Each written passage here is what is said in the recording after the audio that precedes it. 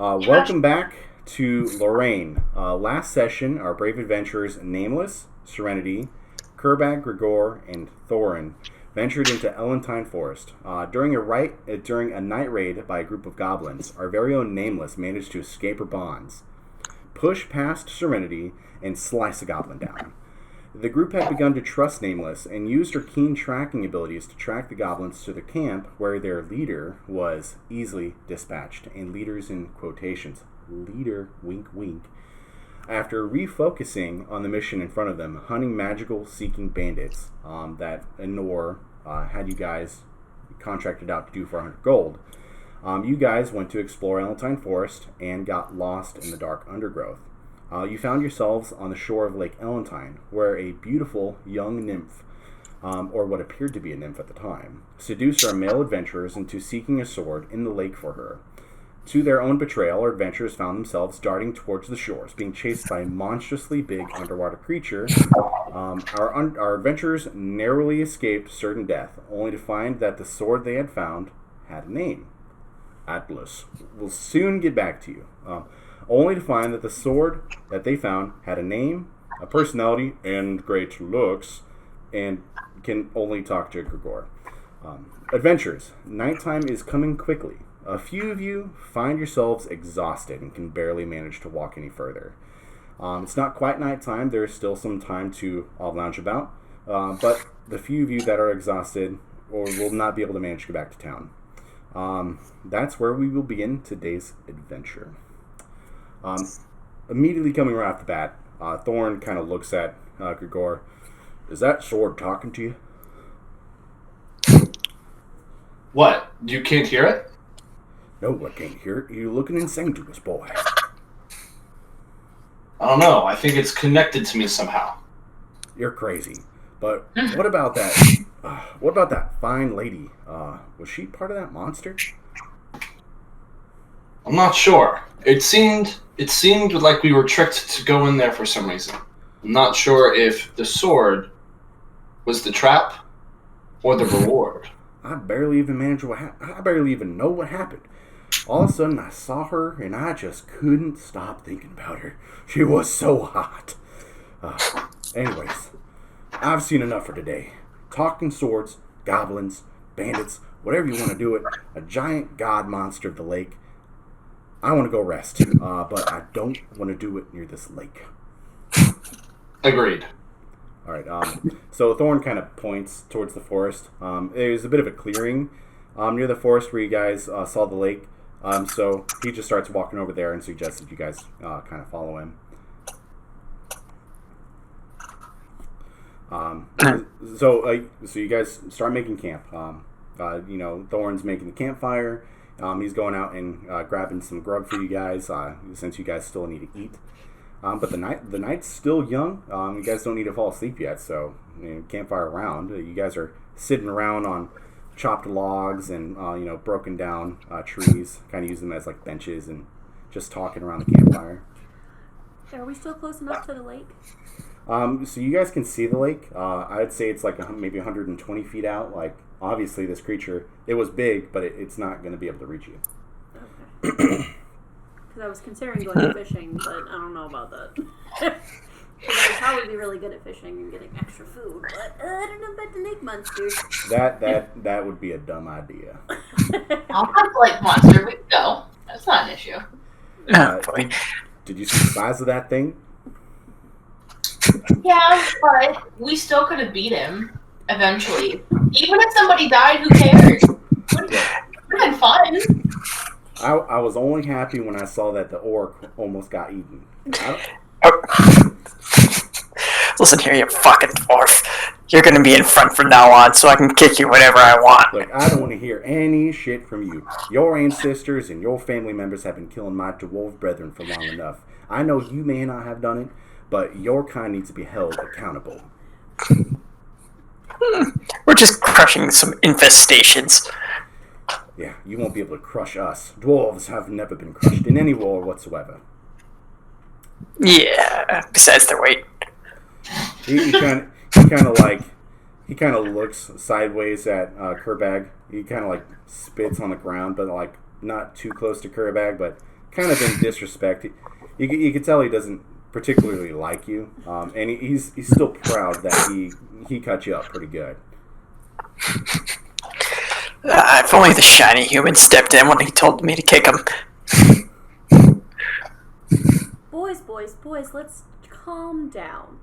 I just want to ask everybody, are we just going to pretend like we all just, like, didn't get magical powers overnight, or... I was just planning on ignoring that. Alright, so meta, we'll go through that, don't worry.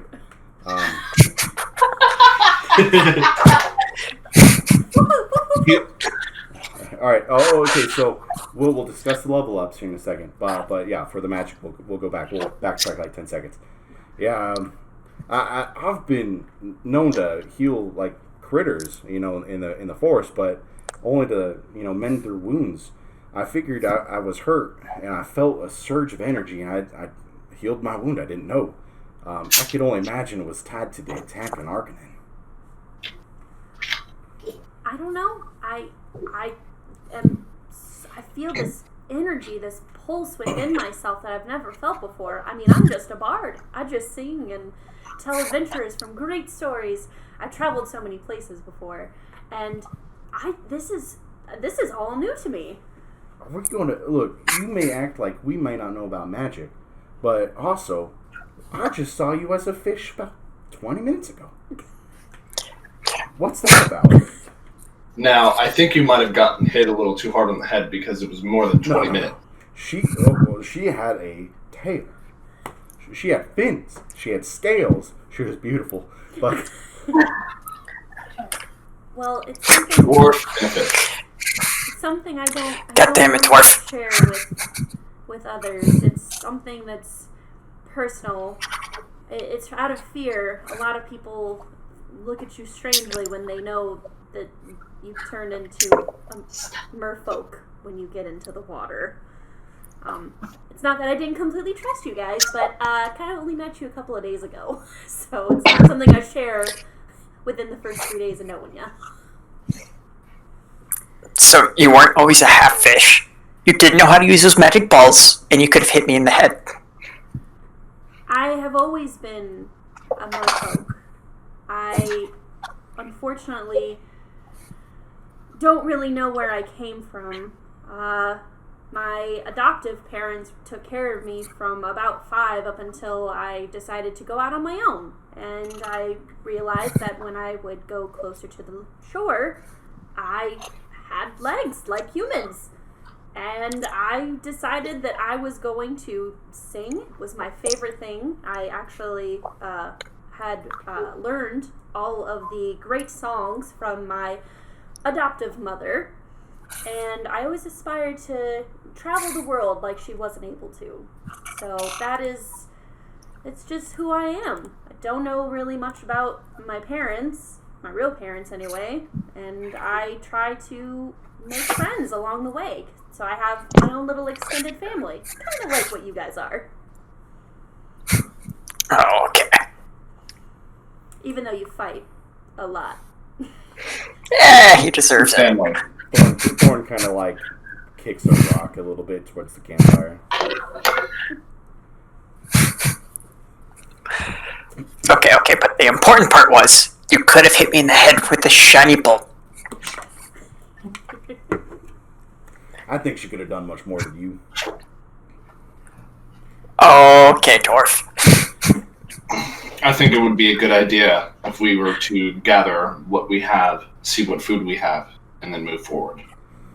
Alright, well, I've been the one hunting. I know we got about 7 days worth of food. We're about...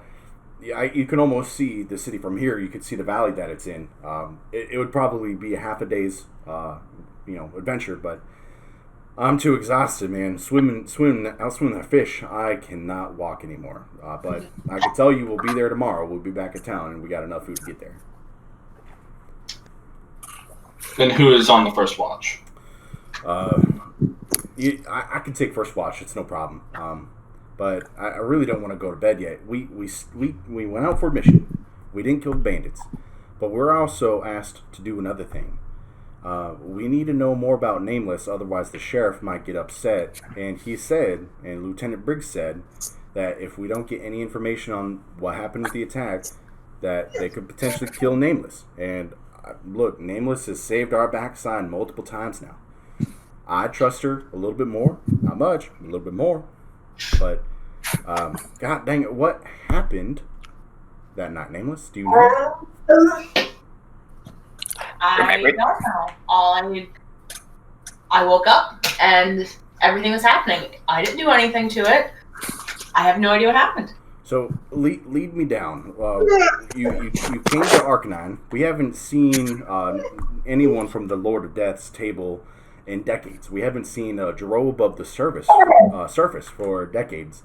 Now, my people regularly fight the Drow in the Underdark. Our capital is actually in the same cavern that the Underdark is in. So, it's not far. I know your folk. They're not too friendly. You're more friendly than others, but you can't just tell me that you just woke up and it happened. I mean, they said that you traveled with two people. Do you know those two people? I have no idea. Their information must be wrong because I wasn't traveling with anybody. You weren't traveling with anybody, and it just exploded with you. You were knocked unconscious behind the temple there. I want to do. You've never heard of wrong place, wrong time? That's all it was. So I want to see if she's lying.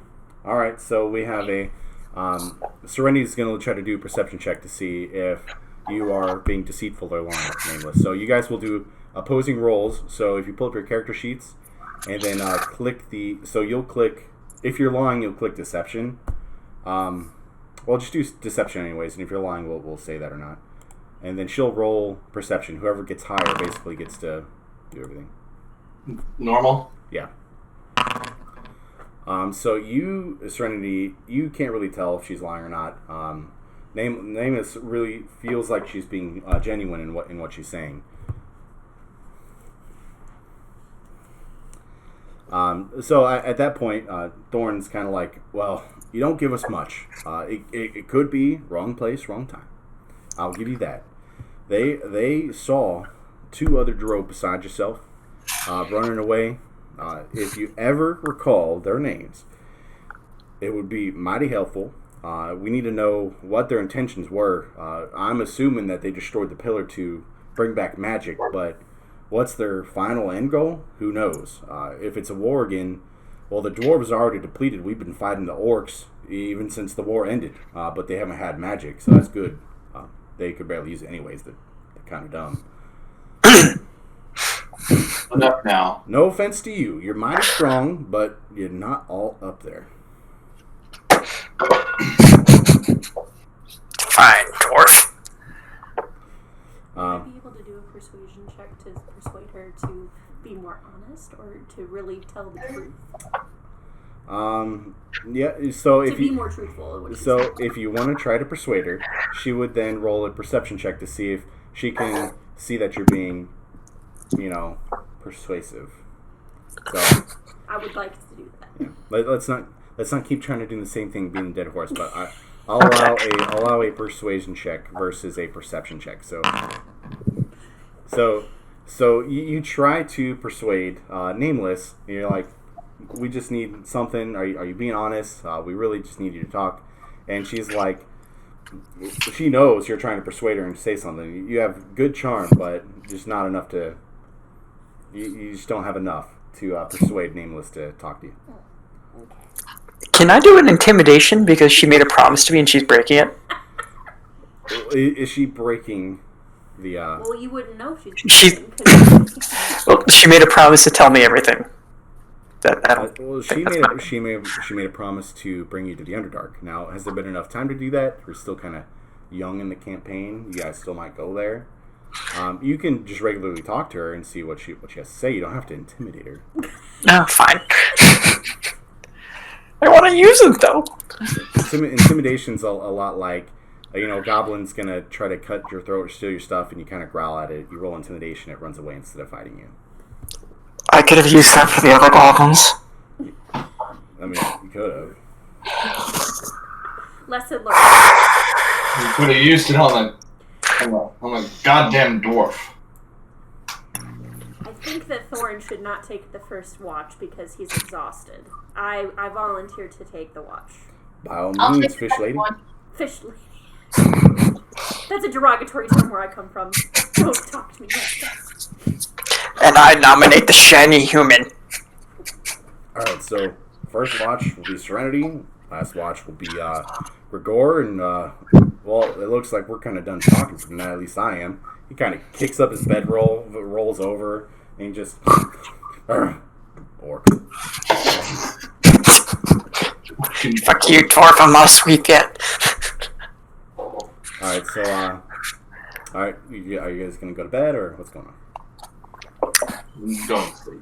I swam Go to sleep. in metal armor. I'm going to sleep. So before you go to bed, you're actually taking your armor plate off. It's a couple other straps. It doesn't take too much to get off, but you certainly don't sleep in your metal armor because you would not get your full rest. All right, so you guys take watch. Serenity takes a watch. She does her 4 hours, goes to bed for 6. Gore does his 4, goes to bed for 6. Nothing happens. It's pretty uneventful. You're on the south side of the lake at this point. It's generally much safer than the forest because you guys are kind of on the edge in a little clearing. But nothing happens. It's a pretty clear night. Alright, so you guys get up. At this point, Thorin's kind of the first up. He's like, I feel well rested. Oh, feeling much better. He kind of kicks a rock towards Kerbag. Doesn't really hit Kerbag, but he says, wake up, you green oaf. Fucking dwarf.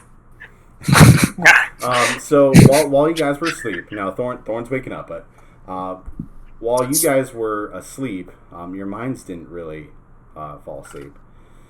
Serenity, while you were sleeping, you had the same dream you did before. You saw your parents, and you're sure this time that they're yours. You see your mother, who's a spitting image of you, and your father, proud, awesome, and handing you your loot. This time the dream lasted a few seconds longer than before. So your father's handing you your loot, mother's smiling at you, looking just like you. As you grasp the loot, a great big shadow darts overhead. Now you guys are underwater, and it's massive. It looks like a giant ship, but it's not on the water, it's in the water. For a second, you see the fear in your mother's eyes. You kind of look up to where the shadow was. You look back, and your father's gone. At this point, you wake up. That's as long as your dream happened.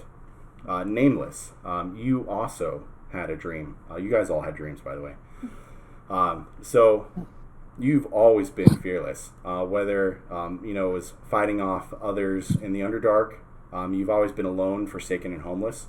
You've never really had a nightmare because you've just been fearless your whole life, always been fighting off anything that's fearful. But this dream is what you'd think a nightmare would be from what people explain it. You find yourself standing in front of the same figure you saw before. Dark skin like yourself, long silver hair, but this time he was in black steel armor. You couldn't see his face still. It's kind of covered by this very dark steel mask. He's sitting on a throne, and he's kind of lounging backwards in the throne, and he's just tapping his fingers on the side of the, his plate steel gauntlet on the side of the stone. In front of him is a bowl filled with blood. In fact, it's the same bowl that you saw filled with blood right before Sheriff Dawning found you and your 2 companions. Next to it are 5 items. A coral crown, a rock figurine, a skull, a dragon scale, and a white lily. You hear the voices next to you. You hear voices next to you, and you look down. Kneeling towards him on your left and on your right are the same 2 drow that traveled with you for months from the Underdark to Arcanine, Zalindria Daran and Zestra Mizrin. You have our word when the time is right. And they kind of kneel, and they put their heads down on their fists.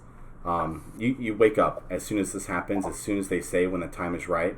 You're kind of frozen in place. Like, you've never had a dream that would made you in fear, but you're absolutely frozen in place. Your eyes are kind of open, and you're kind of looking around to make sure that you're not in where your dream was.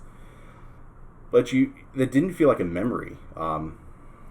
You don't know why you don't remember being there. It didn't feel like a memory though that you have, but you feel like that's what you did. It feels like it was real. Kerbag, you dream of the tournament you won. You dream of the climb you made after.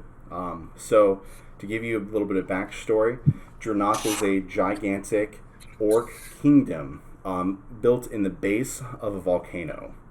It's on a separate island from Loraeyn, but it's still a neighboring island. Now, you did the climb of the volcano. It's 3,000 and about 400 steps. Not many people could make the climb, but because you won the tournament and you were stronger than others, you did. You made the climb, and you did it to give an offering to your god, Grimash. He's the great one-eyed orc god, he who never sleeps, he who watches. You offer him a prisoner of war. Your clan Rost, for all they were bad, they were good for war. Orcs and dwarves have never stopped fighting, even though the world has been at peace. For your victory, your chieftain gave you a badly beaten dwarf for offering. His life was meager to you. At the base of Mount Grimash, you snuffed the last bit of air that dwarf would ever breathe and tossed him into the lava. Now, you did not see him then, and no one has ever seen him. But you did offer Grimash good favor. For those who do not give Grimash their offering are destined to die, and dishonorable death in battle. But you wake up from this dream, and you feel as if you've been watched over. Grigor, you dream of a Sunday Mass back in Eden. You give prayers and amens to the townsfolk who listen to the wise word of Pelor.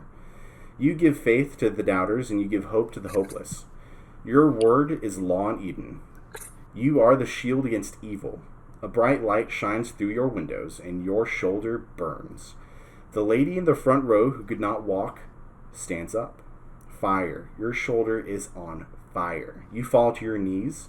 You look up through the window and you see Pelor. In a back row, you hear a yell. I can see! Father Abel, who has been your mentor for your whole life, has also been blind for his whole life. He can now see. Everyone cheers for him. Everyone is giving him hugs, amens, congrats. Pelor looks down on you through that window. This gift comes with great burden. Use it wisely. You wake up from this dream and you see that the breastplate next to you has a scorched handprint on the shoulder of its plate metal. You all wake up from these dreams feeling much more powerful than what you did the night before. You feel fully rested, you feel ready for combat, and you do feel awesome. Thorn's waking up Kerbag right now by kind of kicking a rock at him, telling him to wake up, you big oaf. Fucking dwarf! Look, I don't mean to be rude, but I mean to be rude. You need to wake your ass up. I was having such a good dream. I'm glad that you're having a good dream. I bet it was filled with a bunch of beautiful orcs that look like dudes, okay?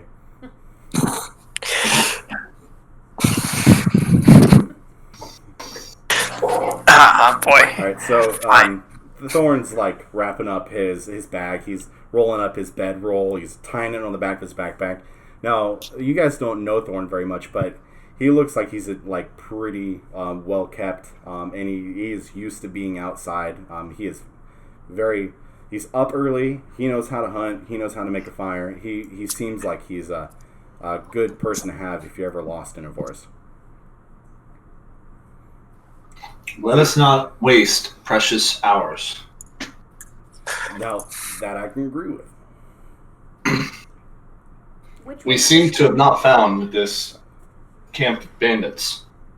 Shall we rest in the nearest town, or shall we continue our hunt? So, I don't know why we didn't do it before, but I'll let you guys do it your way. Now, I think we need to do it my way. I think we need to find an expert for Ellentine Forest. I'm sure there's someone in town that knows the forest and might know where the bandits are, and it wouldn't hurt trying to find that person and maybe getting them to tell us where the bandits might be. It might save us a lot of backache and more ambushes from goblins. I am in agreement. Let's go to town.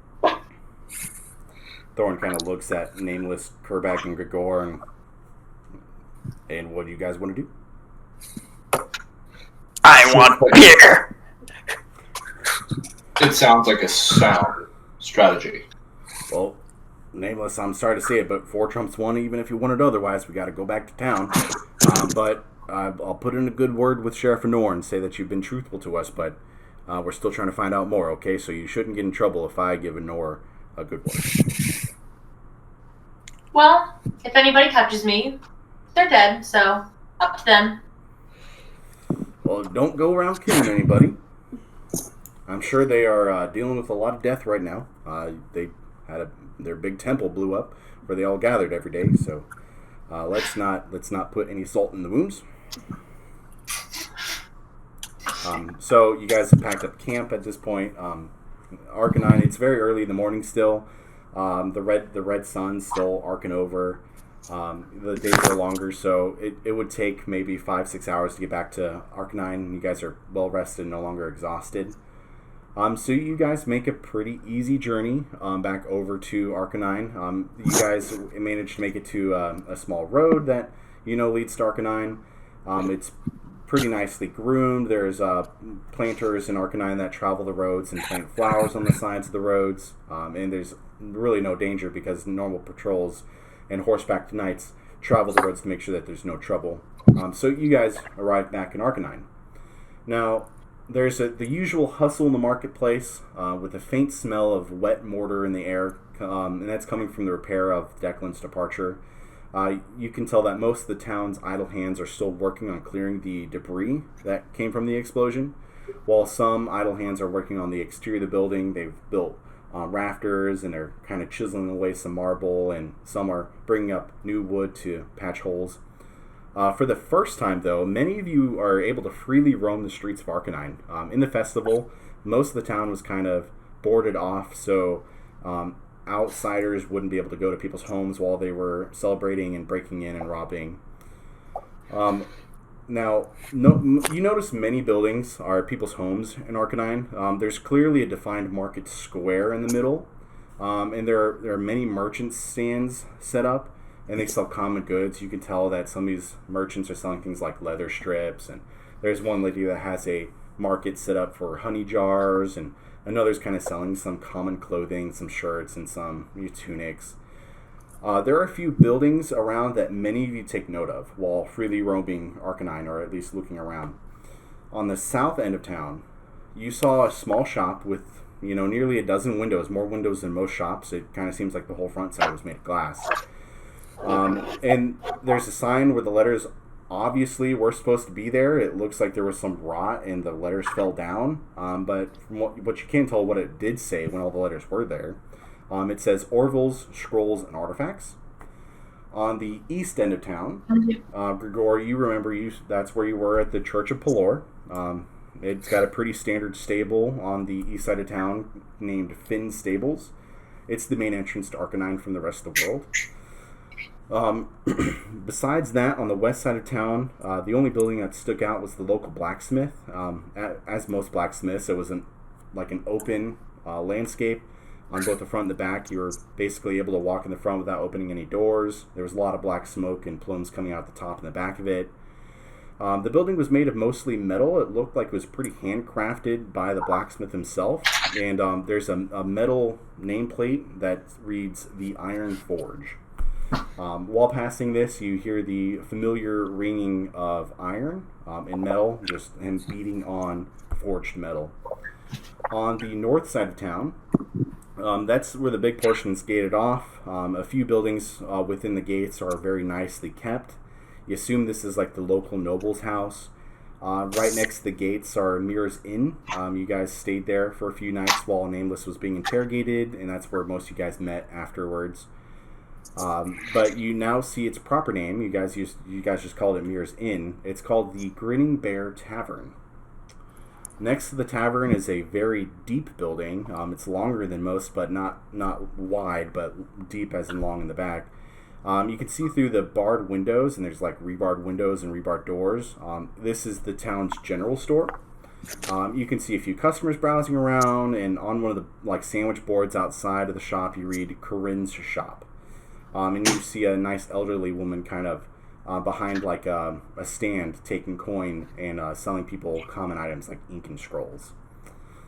Other than that, there weren't many other shops that stood out. There are a few, but you didn't really bother to take mental note while passing. Overall, your first impression on Arcanine, it's good. Honey brew fills the air. Wet mortar smells in the town square where Declan's departure is. And you're in the center of the village. So, what do you guys do? Kerbag would like to go to the potion shop to see what this bottle of piss is.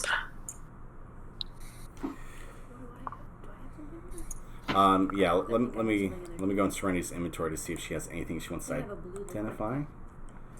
You do. You have a potion that's blue in color and a spell scroll. You have a scroll that has some writing on it. You don't know what it is. I would like to go and figure out what my potion is, and also go to the scroll place. That would be the same thing. Yeah. Oh, yeah. Then that place. All right. So you guys are gonna go to Orville's scrolls and artifacts, whatever that shop was. You guys go there. I'll go ahead and find Honor. I'm assuming he's probably either going to be in the sheriff's office right next to the Grinning Bear Tavern or in the tavern itself. Whenever you guys are done, just meet me over there and we'll see what Honor has to say. But other than that, you guys enjoy shopping. Yay! So we're going to the place where we can identify artifacts? Yep. So you guys make it over to the... Let me just check.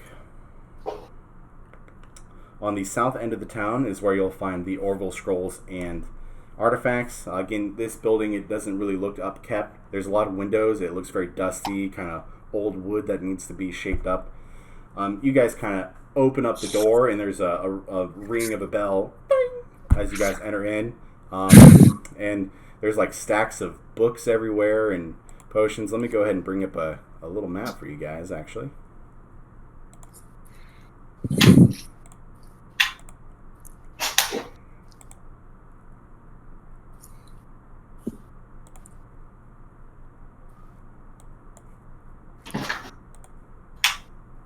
Let me go ahead and I'll give you guys access real quick so we can all see what it looks like.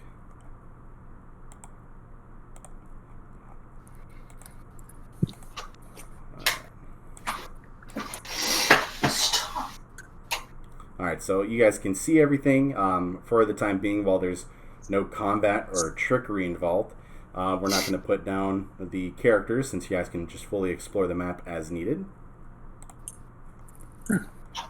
So while you guys enter, again, it's a very unkept place. There's books and potions everywhere kind of sitting around, and right at the front desk is this very small humanoid.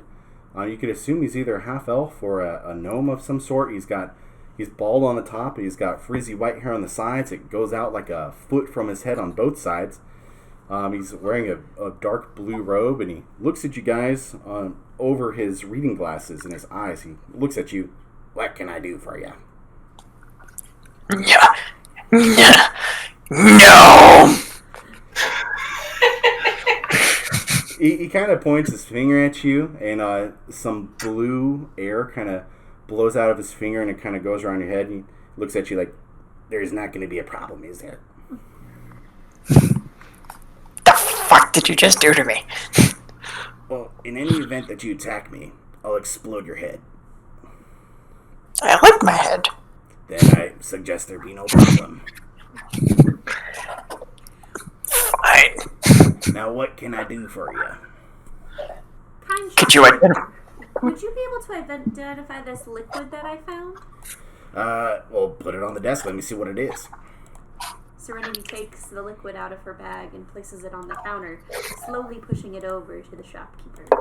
Ah, well, I can see what this is. Now, to identify it, let me just think about this. I haven't been getting much business with magic lately. It seems like it died out for a while, and now it's back all of a sudden. It's been like 500 years. Let me see. I can identify this for 5 gold. So he kind of like, while he's like looking down his like listing of like what his pricing is, you look in your bag and you see that you have 1 platinum and 90 gold, which is equivalent to 190 gold. will give him the gold. All right. So he takes the gold happily from you. He bites on it and he licks it a little bit. He says, fine gold. That's what it is. This is why I hate them. And then so he grabs the bottle. He grabs the pearl right in front of you guys, and he puts the pearl in his mouth. Kind of sucks on a little bit, kind of bites it down, sucks it, chews it, spits it back in his hand. He says, "This is a potion of water breathing. It'll let you breathe underwater for a couple minutes, I think." Kind of hands it back to you.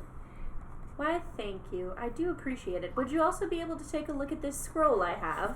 I can. You know what? I'll tell you what this is. So what this scroll is, it's a prepared spell. Most of the time you would have to rest in order to get your magic bag. This will let you just replenish one of your spells. It looks like this is pretty advanced. Maybe a little advanced for you, but I'd recommend holding on to it. I could buy it from you though for about 50 gold. I appreciate the offer, but I think I'm going to hold on to it. I do appreciate you letting me know what it is, though. Of course. Now I got many things here for you. If you don't know what's around here, you can take a look. I can tell you what the specials are. I think I would love to hear the specials. What about you, Kerbag? Can you identify this potion? I can for 6 gold, my friend. But you just gave it to her for 5 gold. I did not.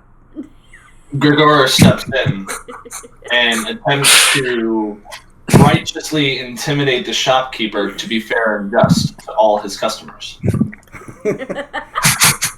All right, so I'm assuming you're just going to roll a persuasion check, and I shall roll a counter to it. So go ahead and just roll a persuasion check for me. All right, so you beat him. All right. 5 gold. Don't need it. Fine. Here's your gold. So he yeah, perfect. So he grabs the potion. He puts the pearl back in his mouth. He kind of looks at you right in the eyes, kind of wiggling his eyebrows. Chews on a little bit, spits back out. What you got here is a bottle of piss. Just joking. This is a potion of giant strength. For a couple minutes, it'll make you strong. So in times that you need to be a little bit more strong, I recommend chugging this, and you'll be Hulk smash for a little while. Good. I was planning on pouring this into the dwarf's drink. I thought it was piss. Don't see a dwarf around. Don't worry about that. Ignore that. All right. Grigor walks up and places the sword on the shopkeeper's desk. Oh, look at this thing. Right off the bat, I'll buy it from you for 5 gold. No, wait. A little meta. All right. I'm supposed to be righteous, but I have a feeling that I can do some high trickery here. Even if I sell it, it will just come back to me, correct? You are correct. No, I can't. Kerbag whispers in here. I'd be breaking the vow. He kind of pets the sword. He's like, No, so, if I break the vow, it'll be really bad for me because of the paladin. Fine. No. In any case, I don't think this sword wants to leave. all right, fine. He's like petting the sword right that you put down on the table. He's like, I can hear you just fine. Get me out of his hands, please. Alice is telling you, please. So he's like, okay, fine. 5 gold, and I'll identify it for you so you know what it does. Okay. I hand over the 5 gold to the shopkeeper. All right. So that puts me at 30, right? Yeah. So he puts the pearl back in his mouth. That pearl is doing some work today, boys. He's like rubbing the sword a little bit. He says, "All right, so it looks like it requires attunement. I know this is complicated for humans, but basically you can only have a few things attuned to your magical ability at once. but it looks like it's already attuned to you. You can't attune more than 3 items, by the way.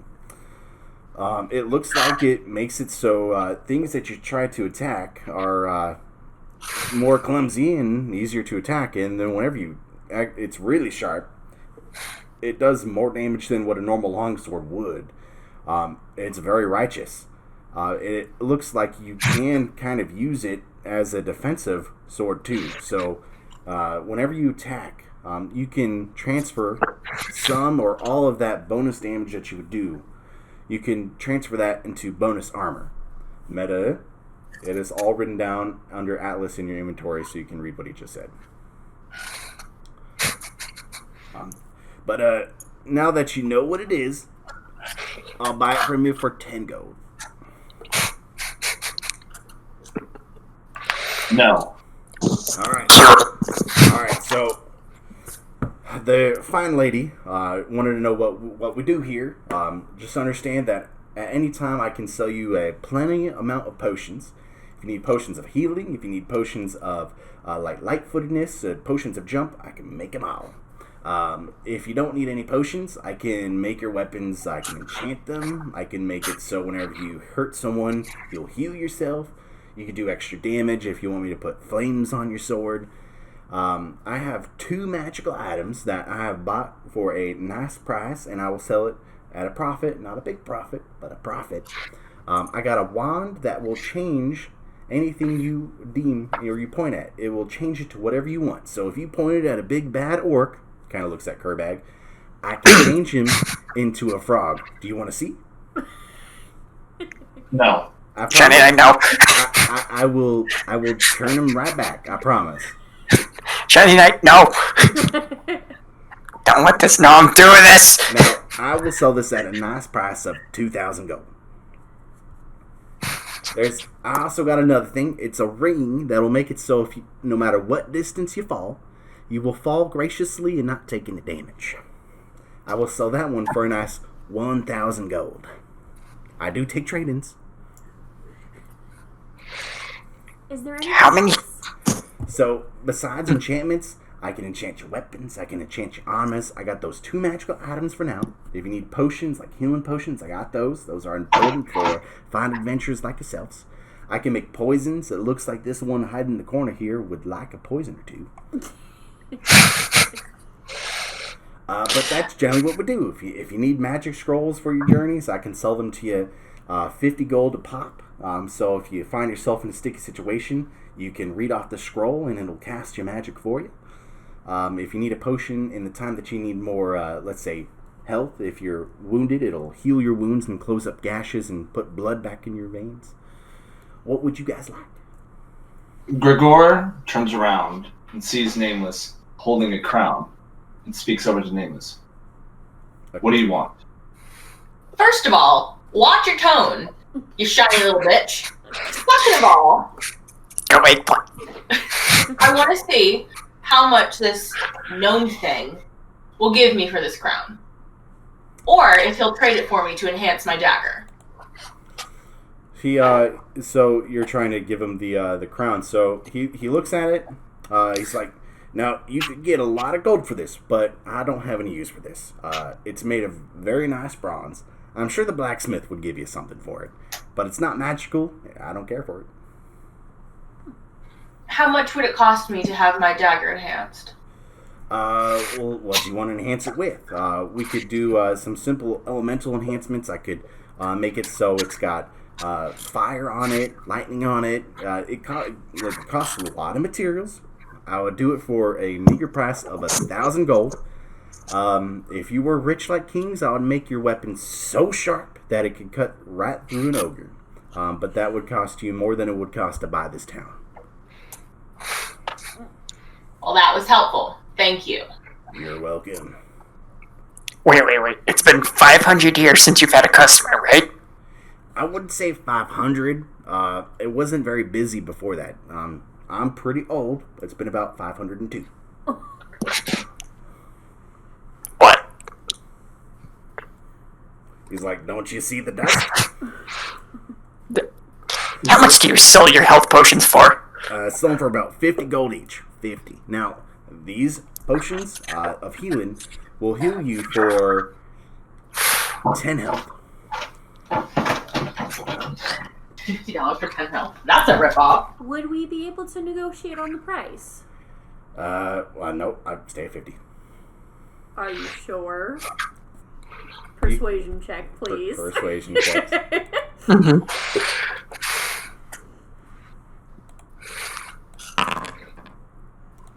Alright, so persuasion check, you rolled a 19, and he said, you know what? For a nice lady like you, I'll do 25 each.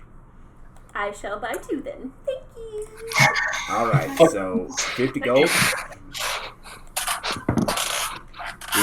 He swipes the gold from you, kind of puts it in his bag. And you notice he pulls out 2 potions from this bag. The bag is the size of a fist, but he pulled out 2 potions they're humongous out of this bag. That would not have fit in this bag, but he pulls them right out and puts them on the counter and puts them towards you. Here you go. How much for the bag? How much for the For the bag?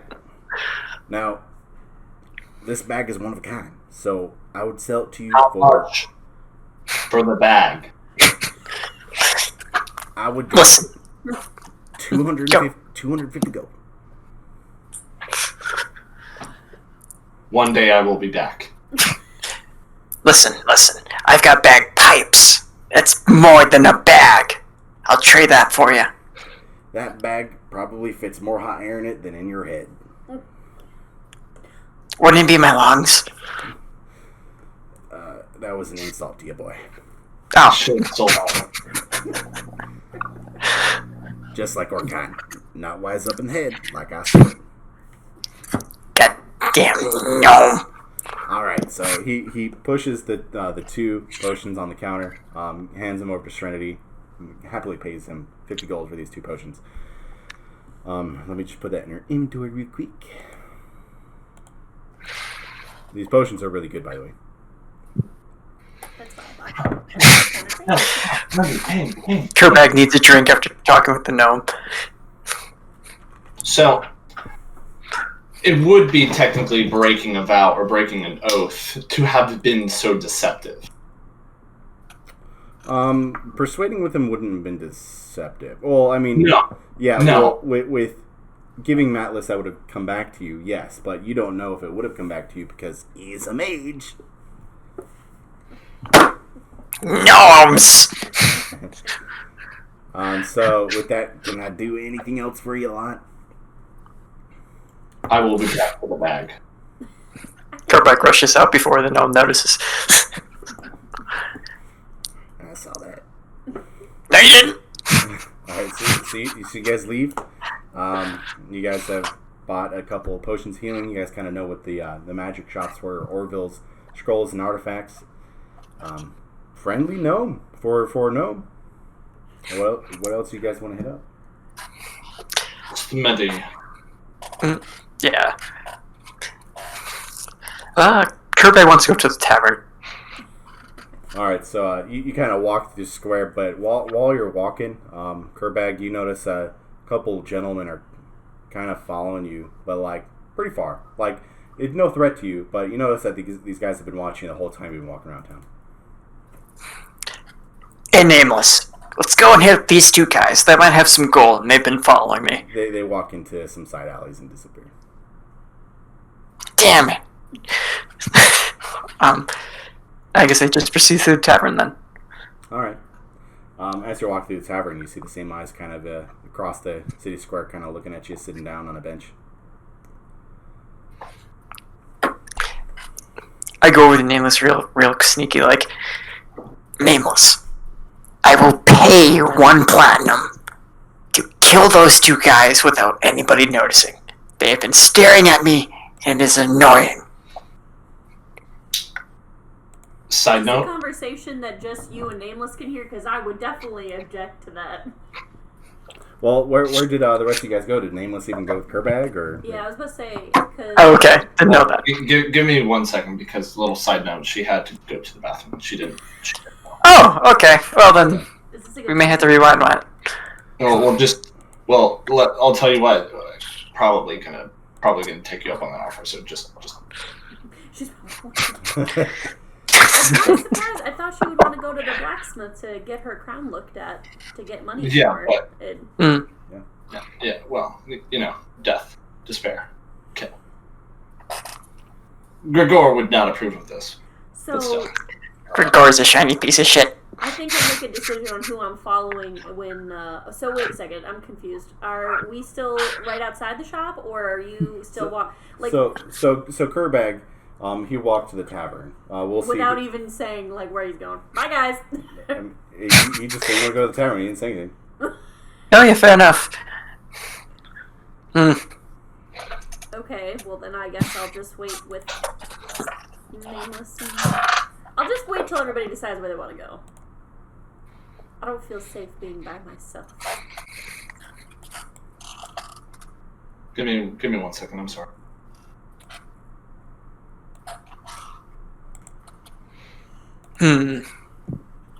Gnome suck. Alright, so where on this map is the tavern and where on this map is the blacksmith? So don't take too much detail into the map as much as I've just told you. Some of these maps are pre-made. For Gotcha. Any maps that are made, I've left a description below in the YouTube video, of course. But some of these maps are fan-made and made for everyone to use. Okay, so is the blacksmith near the tavern? So the blacksmith is on the west side of town, kind of where you guys came from. Whenever you guys walked into town, the blacksmith was over there. Okay. And the tavern's on the eastern side? The tavern's on the northern side. I would say it would be like that corner building right there. That would be generally where the tavern is. And right to the left of the tavern is where the general shop would be. And then back behind that, it's a little bit more gated in, and you could tell there's a nice building back there. That probably is where the local noble resides. Gotcha. All right. Sorry. Okay. All right. So Kerbag was kind of being slightly followed, or maybe, by a couple people in town. He kind of started walking towards him, and they kind of darted off in the distance, and he has decided to ask you for a favor. Okay, what's your favorite for bag? I will pay you 1 platinum to kill them because their eyes are annoying on my back. Deal. I strongly think that is not a wise decision. You stay over there and worry about everybody not getting hurt, and I'm gonna go do this and make money, and also kill people, which is my 2 favorite things to do. The sheriff is in town. What is going on? Don't worry about it. So while you guys are discussing this, you guys obviously don't see the 2 people following Kerbag anymore, but this very raggedy old man kind of comes up to you. He's got ripped up tunics and clothing and very rugged, not shaven, dreaded hair. He's kind of holding his hands out to you. I need a gold to feed my family. I don't have anything. I have children at home. Just a gold, please. He's pointing. He's holding his hands up in a cup at Gregor, just begging for gold. Anything to feed my family. Is Kerbag anywhere near there? You guys are all kind of near him. Okay. I want to run a perception check to see what's going on with this guy because he's weird. Kerbag can look to see. He looks like a dwarf. The guy that's asking for money? Yeah. Sure, roll a perception check. Yeah, you tell that he's homeless. He stinks like a trash can. So he's nothing like. No, he's just a he's a full-on homeless man. You can tell he walked over from a corner in the alley, and you could see this old woman who looks like she's beaten up, kind of dirty, bruised, and a couple children in almost no clothes, just kind of some trousers, kind of sitting there. They got their ribs poking out. Yeah, no, they look like they need some food. Gregor, without hesitation, pulls out 10 gold coins and gives it to the lady or person, homeless thingy. The homeless dwarf. So you hand 10 gold. If you just take that out of your inventory for me. I did. I put it down from it was 35 to now. This will feed my family for years. We haven't seen this kind of money in this whole town for years. Thank you so much. A few other people just saw that you handed this homeless woman a bunch of gold coins. You are another kind of raggedy person from like another alley kind of walks up to you. Please, can I get some gold too? I need something. I'm hungry. I'm hungry. No. No, you just handed them 10 gold. What about me? I can clearly tell that you are not homeless. But my family. You are not homeless. He kind of like Go to the church. he like rips up his shirt a little bit. He's like, look, my clothing's Go torn to and the torn. church. Oh, to with Polor with you. And he kind of walks off.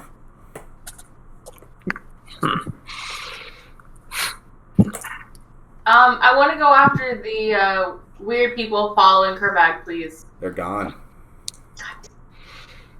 Where the fuck did it go? I would like to. So- I would like to. So there's Before- a lot of people because you guys walked across the town center. I mean, there's almost a dozen people kind of pulling rocks, putting them in wheelbarrows, dragging them out, and going out of town with the extra stone. There's still 5-6 stands of merchants around the town center selling common goods, and there's a lot of people going around buying stuff. So Kerbag saw these people. He's seen them a couple times, and every single time he saw them, they were kind of looking at him, but from a distance. And when he went to talk to you, he looked back, and they just weren't there. There's just too many people to keep track. The next time you see them, tell me. I'll go kill him. Okay, thank you.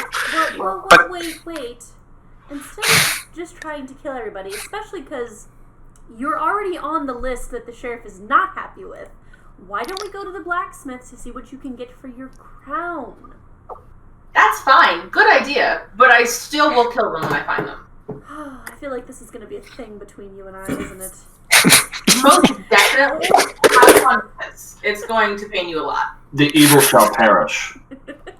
You're going to perish when I punch you in the face. The evil shall perish. So You will. I need a drink. These people are annoying. So you guys walked across this town square, stopped in front of the tavern. Some people are looking at you kind of because they don't see orcs, because orcs are actually pretty nasty. They attack a lot of people. And you guys just travel right back across the town square, right in front of everyone again. But this time you go to the blacksmith, and as you're hearing the blacksmith, you start hearing banging of the anvils, and you smell smoke and a lot of dirty smells. Really, you smell water being vaporized by the coal. You smell the coal being burned. Let me go ahead and actually. It smells like a dwarf around here. So fucking racist. I love this character so much. We Yeah. know you do. Is this it? Comparatively on the map, where would the blacksmithy be? So it is on. It Over is here. on the the west side of town. So just imagine this one. Okay. Right here. So And the tavern's right here. This is where I want to go. Yep. So you guys are in the blacksmith. You notice a very big fellow. He's got short brown hair, in leathern apron, wailing away on a huge sword. I mean, this sword, it looks like a butter knife for a giant. Right? It is massive. He's wailing away at it. He kind of sees you guys. He says, "Hey, what you need? Thank God it's not a dwarf. What's I would that like to problem with try- dwarfs? My best friend's a dwarf." Let me go. You didn't hear that. The quiet one needs to speak. Again, I do not need you to speak for me. Thanks. Sir, I would like to know the Therefore, price of this crown, if you'd be willing to tell me the price that you would pay me for it. I could sure do that. Looks like it's made of pretty good bronze, actually. Let me go ahead and... I'm just going to weigh it real quick.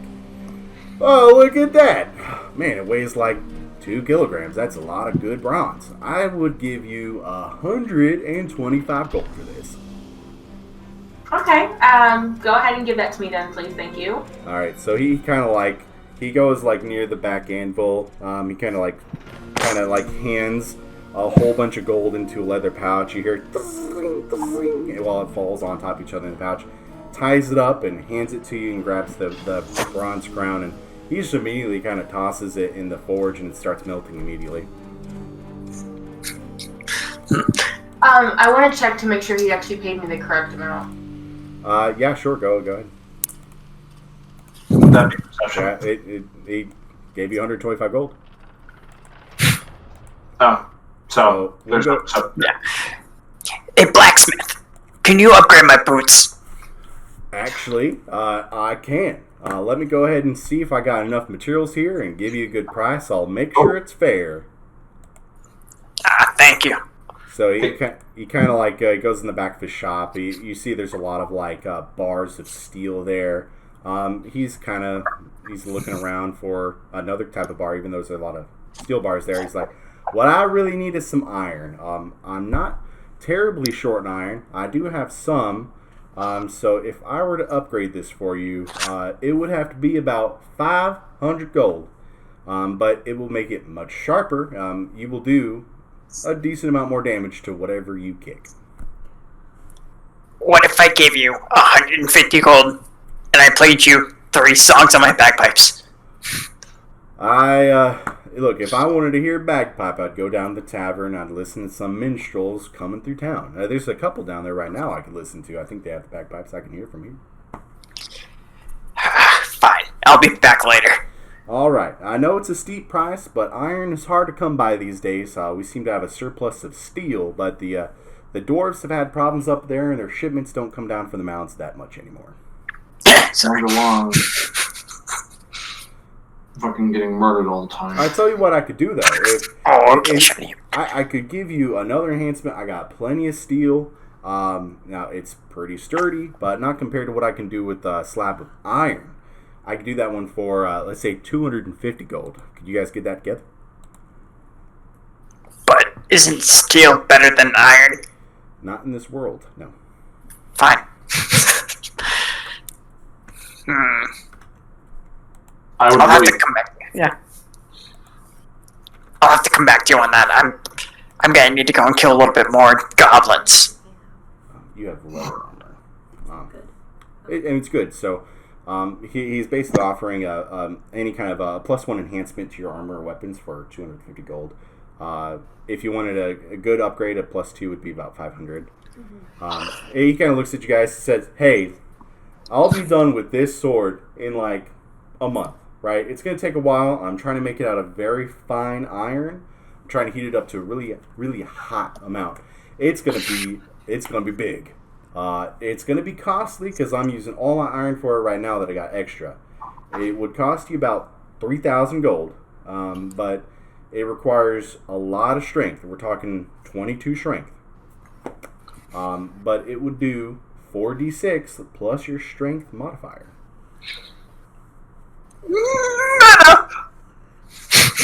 Yep. If you guys don't have that kind of money, if you're looking for anything very cool, I do have a belt. It's got a lot of slots in it. Most belts only have about 2 slots in them, so you can only really hold 2 items. And it's inconvenient if you have a lot of different weapons. I could tell that this shiny human over here, he's got a couple too many swords. He can't fight efficiently with that. For 250 gold, I can give you a custom-made belt that will allow you to have 2 swords that you can easily use in and out of combat, plus your shield for 250 gold. Out of character, how much gold is 1 platinum again? 100. So I don't even. Shiny human, if I give you that 1 platinum, those 2 guys with those eyes on my back, they're probably evil. Go kill them. Excuse you? Don't promise to me. Go Hey, ahead. hey, take your killing drama out of here. Look, I don't need any of that. I'm just going to work on the sword. If you guys need anything, I got plenty of stock here. If you guys need new leather armor, if the knight here wants better plate armor, I've got that. Pretty expensive. It comes right from Anchorage. About 2,200 gold. You will be untouchable by any blade. Before we go, Blacksmith, do you know anything about bandits raiding the roads?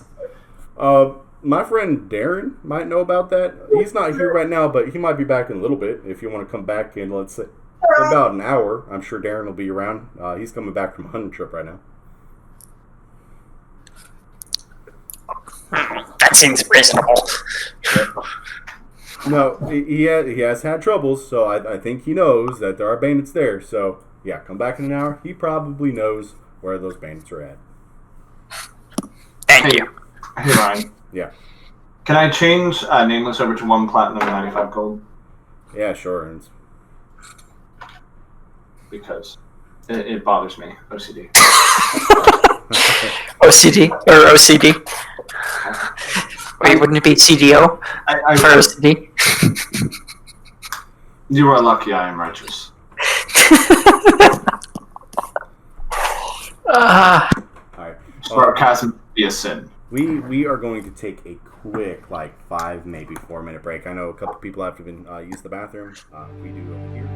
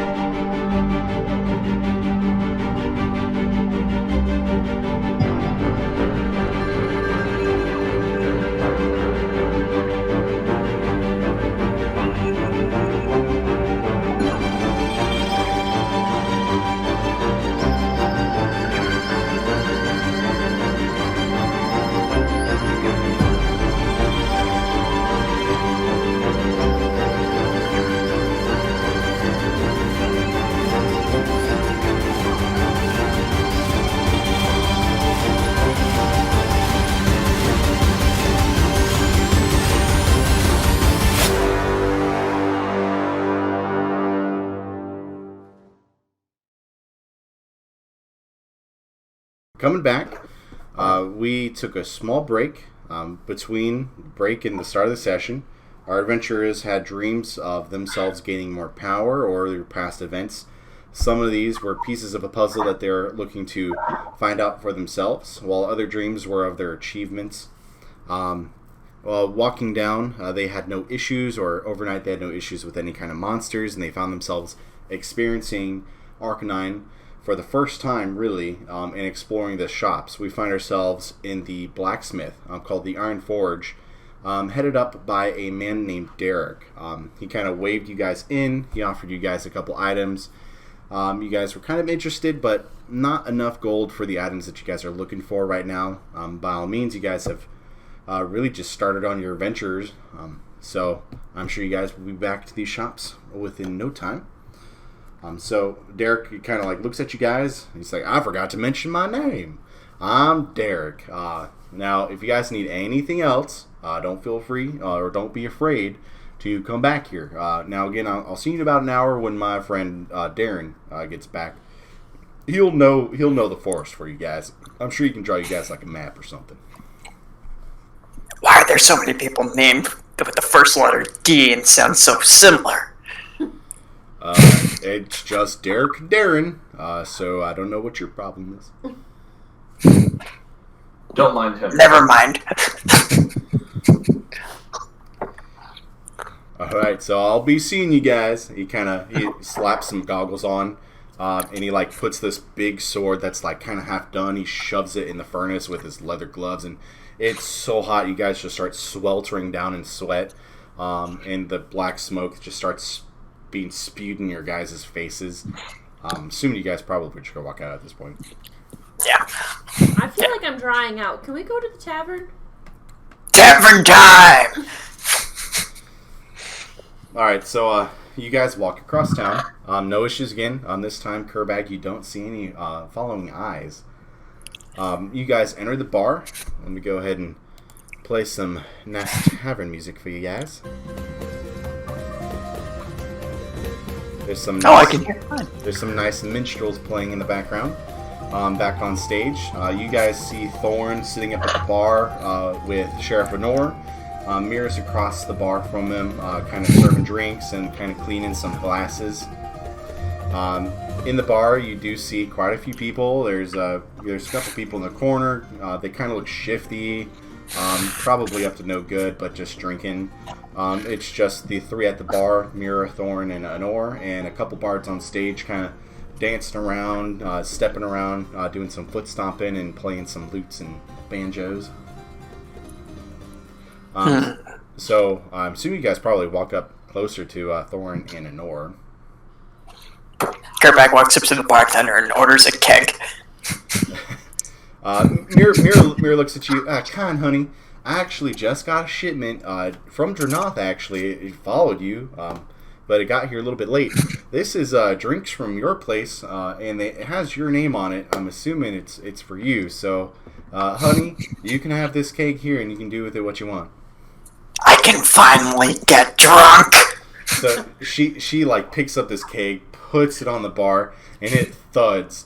And you can hear the liquid in there slishing around, and it sounds thick. Like thunk, thunk, thunk, thunk. Like not normal liquid. And yeah, Kerbeck, you're like smile, like you grinned ear to ear. Hey dwarf, you want to have a drinking contest? He kind of like waves down you. He's having a serious conversation with Sheriff Honor. You guys kind of get in range of him to hear. And he's Honor looks at him. He's like, "Now I haven't heard anything from Briggs or Hone in the past day. Hopefully you brought me some good news, Thorn." And Thorn looks at him. He's like, "Depends on what you define as good." He kind of like points at you four walking up. He said, "I'll let them explain. It's not my fault." Sheriff Honor kind of looks at you and he's like, "What good news do you have for me?" We murdered some goblins. Didn't I? Puts his hand on his head. So I'm not paying you for goblins. I'm paying you for bandits. Like I got big issues. Did you guys deal with the bandits or not? Unfortunately, we did not find the bandits, but we did, kill a goblin and a monster that was inside of the lake. There's a monster in the lake? Don't worry about that. You can just worry about that when you're swimming. Alright, so we'll hold our normal fishing contest. It's nothing dangerous, right? Like, you guys took care of it? Sure! Alright. Do not go into the lake. He kind of like, you see his eyes kind of zoning out, like he's thinking real deep, but he's not worried about what you guys said. He kind of like waves his head back, like he's getting back in the conversation and realizing he's talking to you. He's like, did you guys need a guide through the forest? You could have just asked me. We have a local ranger named Darren. He would probably know where those bandits are. You should have just asked. Is that the Darren that works at the Blacksmith? He doesn't work there, but him and Derek are good pals. Then we know of the same Darren. Yeah, there's only one of them, and only one person crazy enough to go into those woods. +5.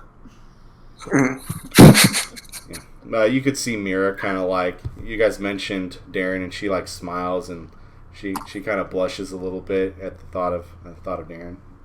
She kind of like turns around and like walks in the back door, kind of away from you guys. Kerback tucks into his drink. Yeah, so you're down in this, and Kerback, can you make a Constitution saving throw for me? Sure. Give me 1 second. Saving throw. Yeah, so if you click the big Constitution on your character sheet. Yeah, I'm trying to find it. Sorry, it's been a while. Oh, there it is. Saving throw. Normal or disadvantage? Normal. Okay. Oh! 23. Damn it! Alright, so you're hitting the stuff back.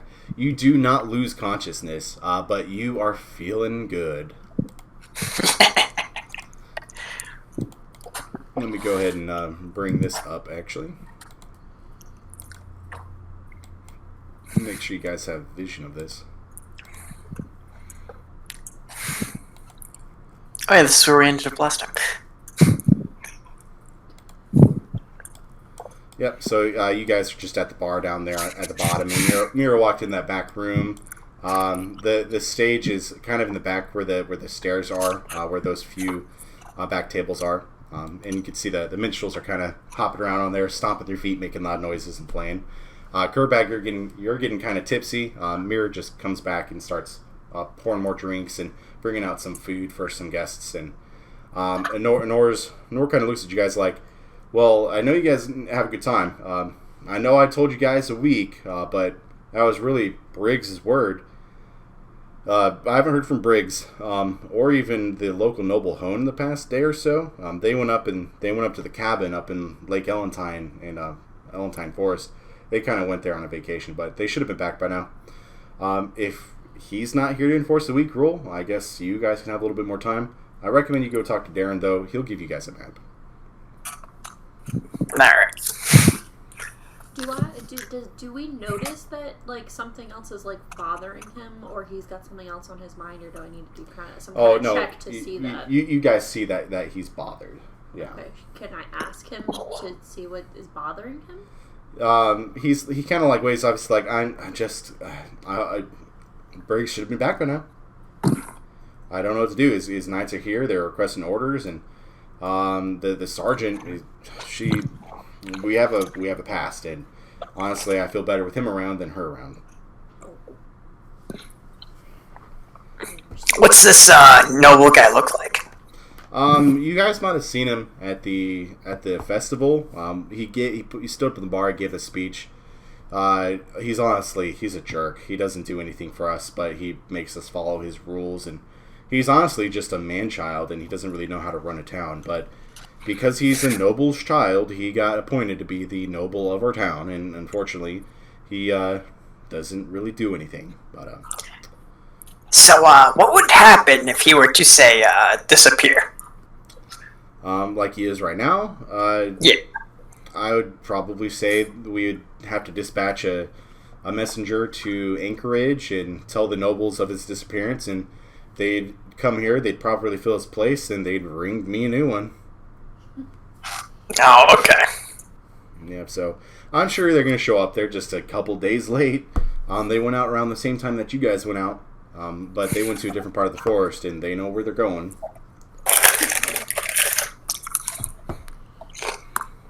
Thorn's kind of like drinking right next to Kerbag, but not talking to him, just mutually drinking like ale, just punching it back. I think we should go see if Darren has returned. That's a good idea. Who's Darren? In the smithy. Thorn kind of like looks at Kerbag like, were you not here for that whole... Never mind. Can I take a drink of that? Sure, let's see if you can handle it.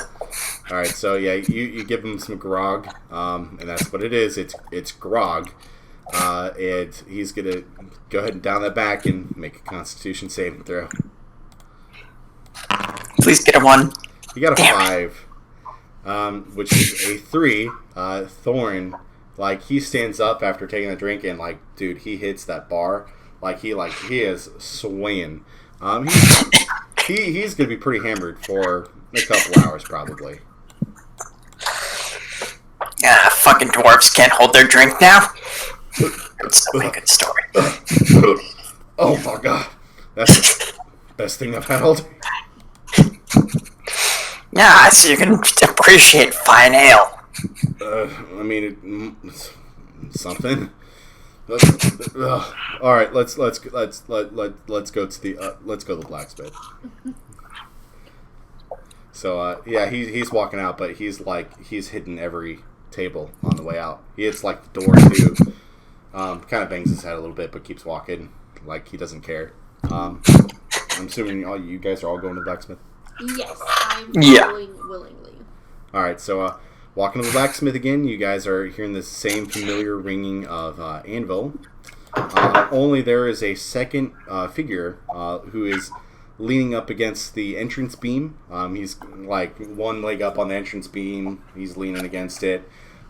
He's got his hands busy. He's like carving something in his hands. He kind of like looks at you, but He doesn't appear to be paying attention to you at all. As you guys get towards the entrance of the blacksmith and towards him, he kind of like flips his knife around his finger and points at you guys. Not in like an aggressive way, but he's like just pointing it at you guys. 1, 2, 3, 4, 5. You must be the 5 fools who went to Elentine Forest without me. We had a damn good time with me in the lead. Word gets around fast that an orc, a drow, a dwarf, and 2 humans are wandering around looking for trouble. Folks around here call me Darren. Nice to meet you. Nice to meet you as well. He kind of leans back against the pillar again, flips around his knife, and he's working on this wooden figurine, and he's like shaving chunks off of it and flicking them like a couple feet at a time. You finally get a good look at him. He appears to be human. He's taken back his hood, and his ears are slightly pointy. They're not entirely like elven ears, but they have a point to them. He's got a very thin frame, but it's very muscular. He's got very sharp features. His chin comes to a point. He's got sharp eye points as well. And I'd say sharp eyebrows. Like he is elven in looks and figure, but not completely. Tucked into his hood is long blonde hair, and he's got these forest green eyes as he looks at you. They're not like normal eyes, actually. They kind of have like slits in them, like cats do. And snakes, but slitted eyes. He says, "Word around here is you need a map, right?" More specifically, a place where the bandits are. "I could give that to you, but for 50 gold. I will play my bagpipes until your ears bleed. He takes out a flute and plays along with you. Oh, damn it. 50 gold is a pretty steep price. You wouldn't be willing to come down on it, would you? Persuasion check. Yes.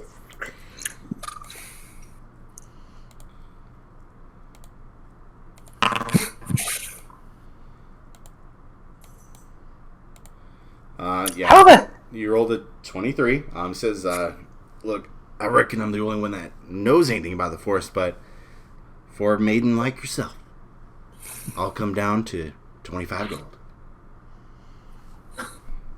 Would you be willing to split the price amongst all of us, guys?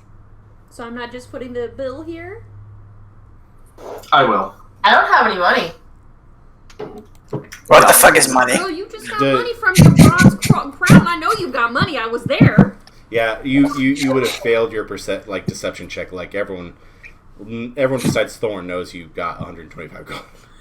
I know. I'm just hoping they all forget about it. Thorn looks at everyone like, she got 125 gold? Hey. It's 5 gold apiece, guys. Fine, but only if the dwarf pays 10. You can pay my half. He kind of like kicks up a little bit. He's like, 10 gold's nothing to me. Kirby pays nothing. Alright, so you guys spend all together 25 gold. He kind of pulls out this parchment paper, and he starts scribbling down on it. He's drawing this forest, like he's going into detail. And he's circling things, he's writing down. Let me go ahead and show you guys.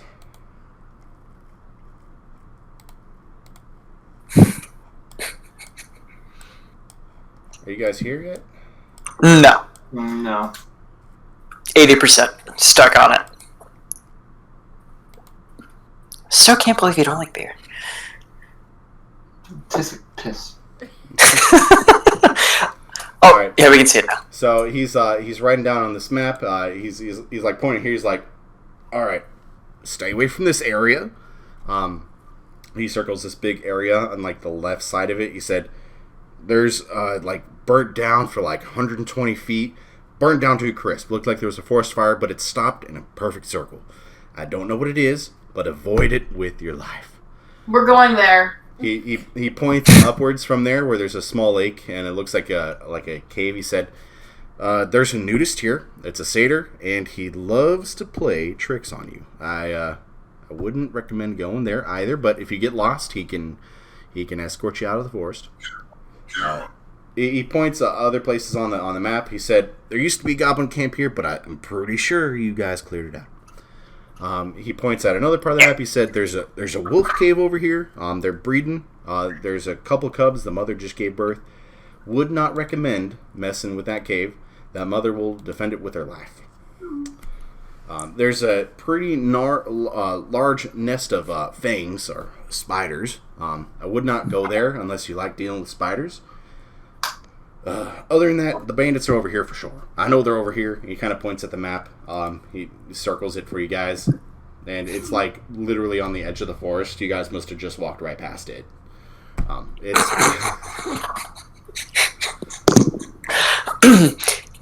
If you know where the bandits are, why didn't you just go kill them yourself?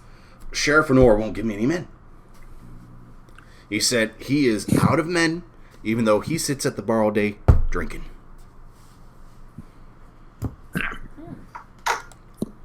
Should I give him some grog? Don't give that man any more. So, after explaining that to you, he's like, but there's also another goblin camp. You guys might have missed it. I'll circle that one for you too. So here are the do's and don'ts. Here's everything in that forest. I can't be reliable or liable for any other things you might find in there. There might be a stray troller every now and then, but there's nothing else situated in that forest permanently. But you might find a couple other things there that are passing through.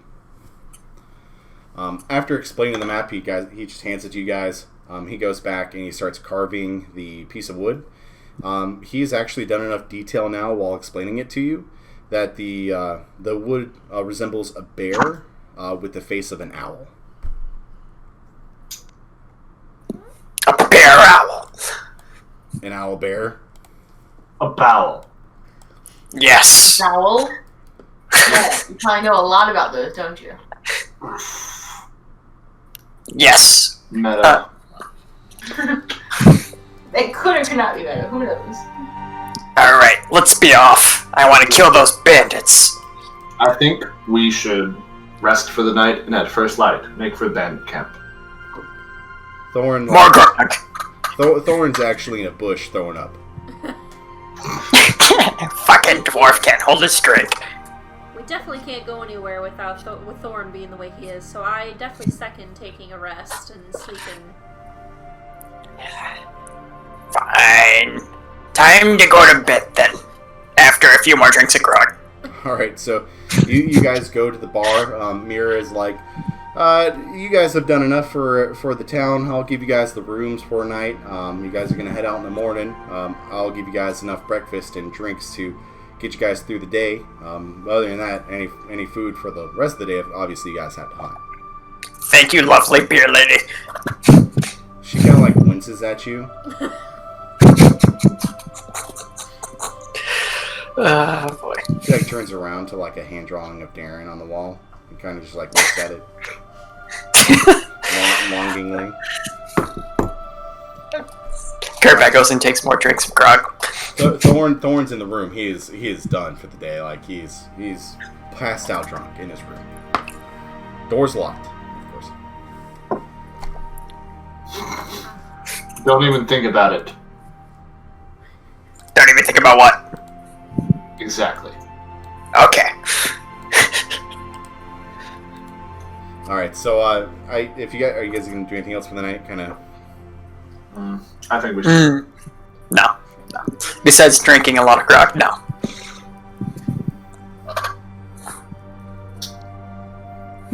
All right. We don't have to like post a watch or anything, right? So you guys are finishing up dinner at this point. Kerbag is finishing up his tap of grog, feeling pretty warm right now. Grog! It was nice. It was nice homemade chicken. There was a side of broccoli with it and beans. But the chicken was done just right. The skin of the chicken was that beautiful, like browned skin. It tasted great.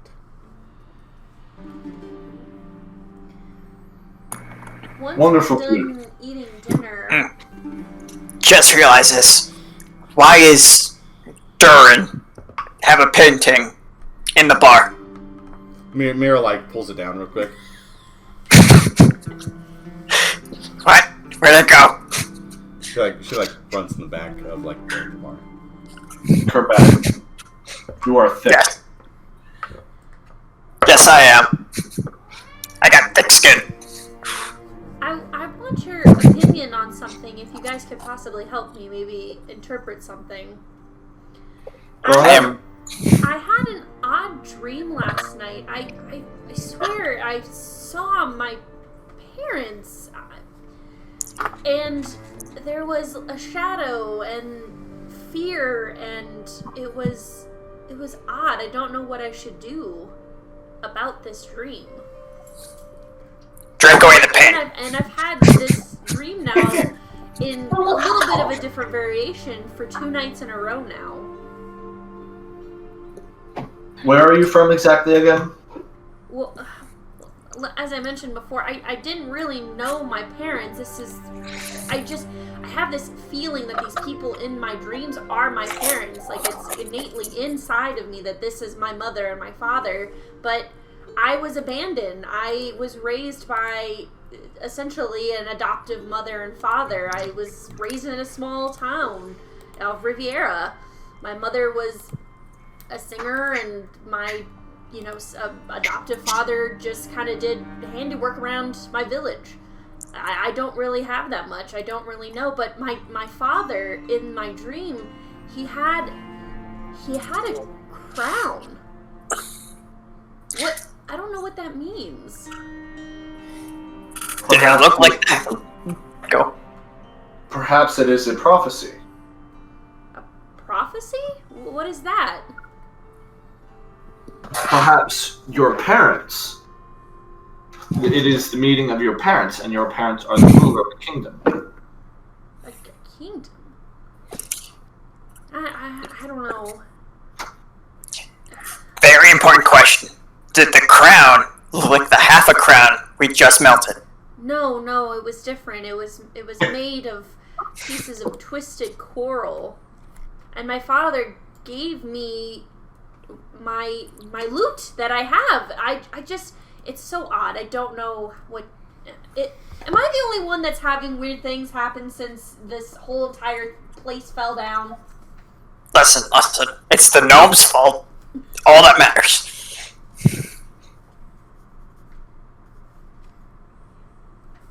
Grigor remains silent. I dreamt about dwarves and mountains and volcanoes, but that's usual for me. And I wouldn't be surprised by that. Okay, then I guess I'm the only one having weird things happen to me. Dream, I do not. Atlas comes to life. Liar. No one hears it except for her. I saw your dream. Weird. Hush, Steel One. The fuck are you talking to? Hush, Drunk One. Okay. You should tell them. Wait, what? The sword's talking to you. You should. You're going crazy. How do you know that? I'm in your brain. Do you forget that we communicate telepathically, which requires me to be imbued in your brain? How do I silence you? You're going insane. However, I will stop talking if you wish. For now. No response. Please ignore the growling in the background. It is a very cute dog. I want to pet it. I roll to pet the dog. Alright. No. Alright, so I'm assuming at that point you guys make way. Serenity shared a lot with herself, so she's kind of done for the day too. You guys make way to your rooms. You guys each have separate rooms at this point, each with an individual lock and key. You all have access to the local bathhouse behind the tavern to clean yourselves up for the next day. So you guys get cleaned, you guys get refreshed, new change of common clothing underneath your armors. You guys have a good long rest. No one needs to keep watch tonight.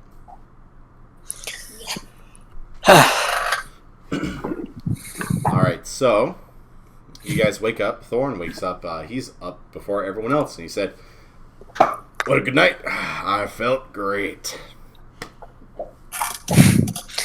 Why don't you have a hangover? Dwarves don't get hangovers. Everything hurts. I don't remember drinking, actually. What?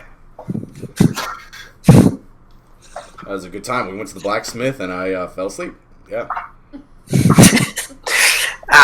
Poor pathetic dwarf. Don't worry, your secret is safe with me. You guys wake up, you guys go downstairs. There is every kind of egg you could imagine. Poached egg, scrambled egg, eggs over easy. It's all done at request, but beautiful breakfast smell in the back. There's smoked bacon and smoked boar being made, and it's being served to customers. Mira kind of comes over to you guys' table. You guys have all sat down at one of the larger tables in the Grinning Bear Tavern, and she hands everyone a plate, gets everyone a pitcher of light beer, just something to wash the food down with, hands everyone a whole thing of eggs. No allergies, I take it, right? You guys can have eggs? The fuck are allergies? It's when you eat eggs, you die. Oh! Just make They sure deserve to die then. you can't be liable. She throws down like the plates with eggs and boar and bacon. Said, "You guys need anything else? Anything else I can make to order?" Do we have any more grog? The only grog that they sent over was the one I gave you, and if that's out, unfortunately, there's nothing I can do. I can take the empty cask for you, though. We can repurpose it. Please do that. Before you even answer, she's like taking the empty cake from the table.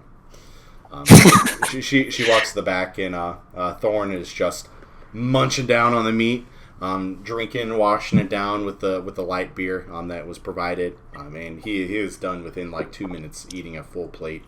And you could visibly see his stomach getting bigger. He just slaps that like, oh, gotta love human boar. Human boar? Yeah, we don't get too much wildlife up in the mountains. We got dragons. They tend to eat everything out there, and we get some elk. But for the most part, we have to stay underground. So I love coming down the mountain because we can eat all kinds of good roast. But I just heard human boar. So is there like a half human, half boar running around? This is a specialty to the humans, as grog is to the orcs. Gotcha. He kind of like wipes his mouth with a napkin, throws it over towards Mira, and he kind of stands up. He's like, "I'm ready for a good day. You got that map right?" Who had the map? You guys, just everyone, just probably Serenity. All right, let's open this up and see. Right here it says the bandits are here. Yeah, you like. Looking outside of the tavern, you can see the part of the forest where it's described. Like there's this really huge cliff with a slight waterfall, and you guys can pretty much see like the landscape from where you're at in the valley, where it would be. How do we not see this? Well, there's no obvious signs that bandits are there, but you could see where he would be referencing the bandits would be at from where you can at the edge of the town. Gotcha. So are we there? Are you guys can make a marching order at this point. No nature checks required to lead yourself, or survival check is required. However, someone can make a perception check to see if you're being followed or not.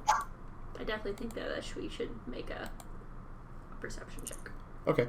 I'm assuming Serenity probably with the highest perception.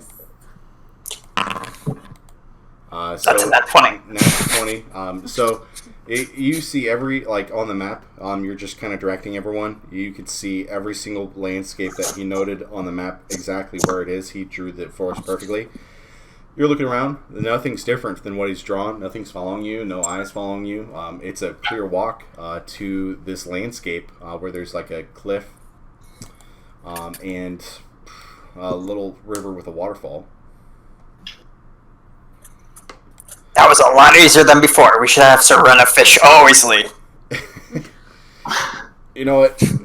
You're not wrong. But we got a map, so I can do it next time. We could just use a map next time.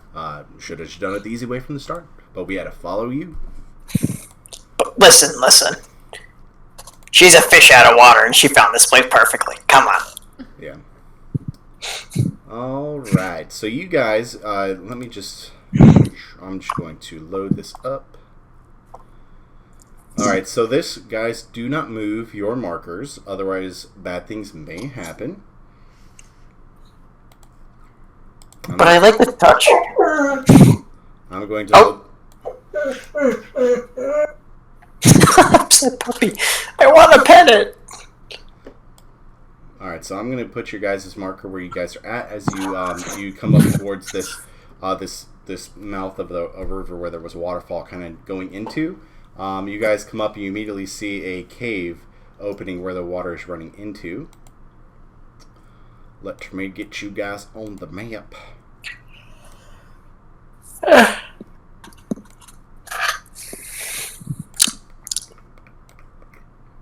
Alright, so don't move unless you actually intend to move to that square. I can see. I can fight. Okay.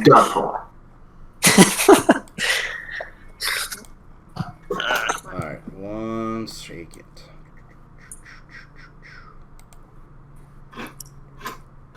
I don't like that there is a Orion 2 out in the middle of nowhere. Yeah, There's Orion too. I am about to fix that. That is metagaming, Gregor.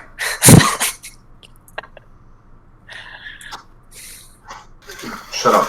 Okay. Shiny human. Wait, why can we see everything? We should not be able to see anything. So, Looking far away from the map. no, this is the map you guys will have to do. You guys can scroll in your characters, but unfortunately this is the way we have to play it. Okay. But you cannot move forward as if you see everything. Gotcha. Alright, so you guys see the mouth of this cave. Thorn kind of like looks at it. He's like, there's definitely tracks coming in here. I could tell there's at least 7 people in here, maybe more. There's a lot of tracks. They're all humans, from what appears. Let's send the eggplant in first. She can sneak around the dark, right? Call me an eggplant again, you're gonna lose your boots. I've been calling you that for the past 2 days, 3. Now you have a problem? This is the first time I paid attention to hear you say that. Alright, What the fuck? so Thorn kind of like points. He says, lead the way. So wait, let me get this. So we're right here, but we're trying to go inside that little Right, area. right. So there's a clear opening where you guys can move around the cave wall with ease. At this point, at either side of of this river. Should we not do some kind of investigation check? You guys could certainly roll perception checks if you'd like. Or an investigation, right? We also Just to see if don't have there's control over our anything in front of characters. Sure.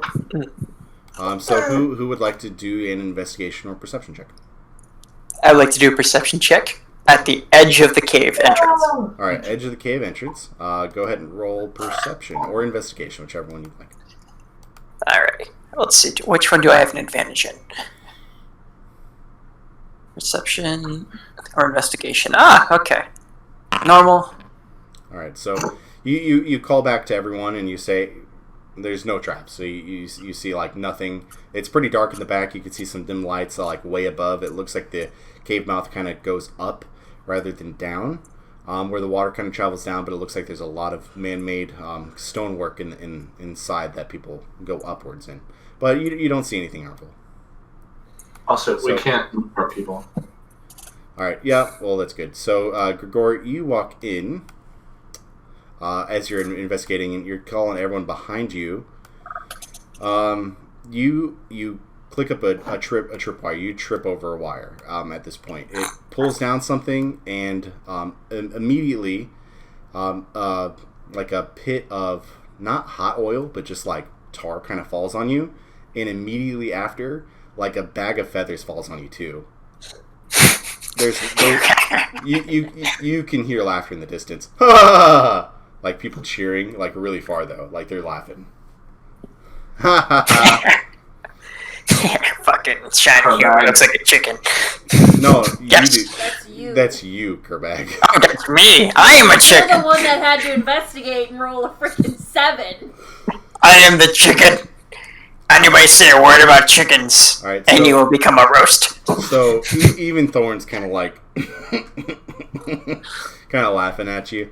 But as you guys enter the mouth of this cave, you could see that there's 2 sides of this river. The top side just looks like a small shore.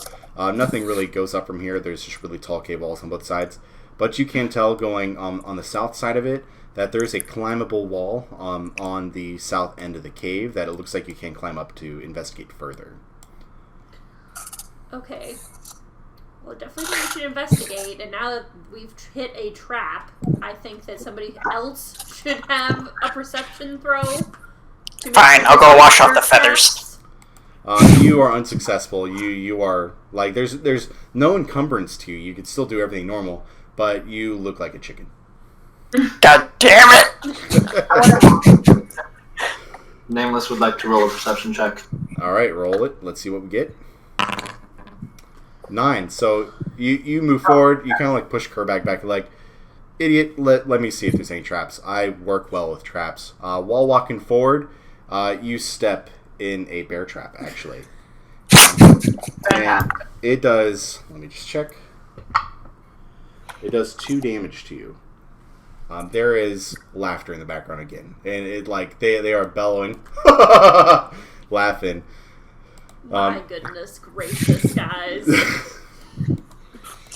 Alright. You know what? No. So yeah, it hurts you. It didn't pinch and cut off anything, but you're bleeding a little bit from like your lower calf, and you just pull this thing open because the springs already ran, so it's not going to chomp you twice. But you just pull this thing. You pull this thing off. So where are we at now? you guys are right here, and we are falling behind. Okay. I would like to do a perception check.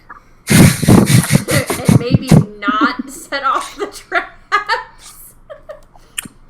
3 times a charm. Alright, so we got perception check number 3, and we got a 24. So you are like, you kind of like put your hand on your face. You're like, oh my, dude, I saw that before they did. Oh my god. So you kind of walk in front of the group at this point. You're like, no traps here, no traps there. You guys kind of get around to the wall, and you do notice at the bottom of the wall, there is what appears to be below the dirt and sand.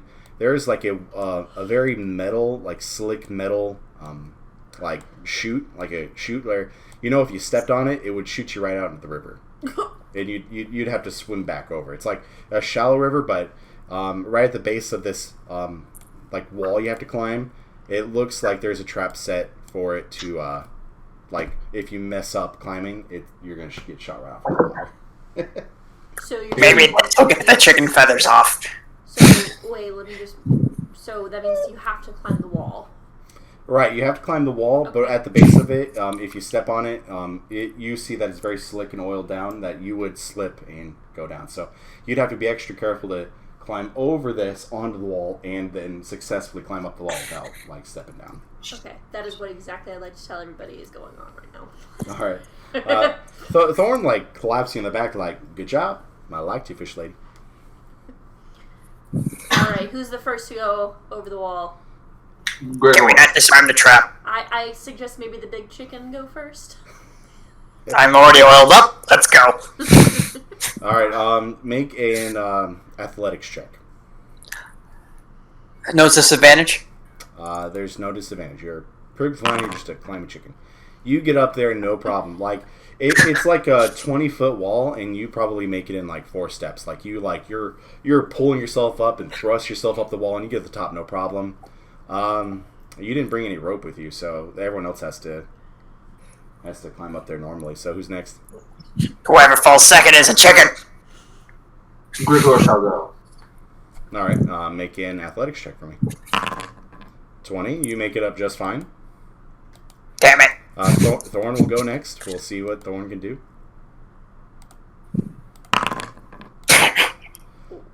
So let me just check. Yeah, so Thorn, he tries to step up on the wall, steps on the chute, gets shot out into the water. He like stands up because it's like shoulder height for him. He just spits out some water. God dang it. He literally just gets back up on shore and walks all the way around. Dude, they are laughing their asses off up top. Like, I think you hear someone crying. Like, someone's actually crying at you. It's hilarious. Kerbag would like to make a perception check to make sure they aren't close to us. Yeah, sure. So it's pretty dark up there. You can generally see pretty well in the dark, but you can see a bridge. It's maybe 60 feet away, but beyond it, you can't really see much. Grigor, do you have rope? Yes. Let me check. Everyone has rope. Then throw down the rope, damn it! I wanted to watch them struggle. Alright, so Thorin.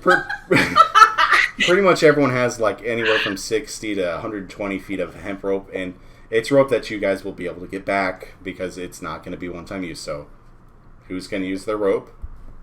Grigor. Alright, so Grigor, you hold the rope, you tie it, and you anchor it in, and Thorn's going to go ahead and try again here.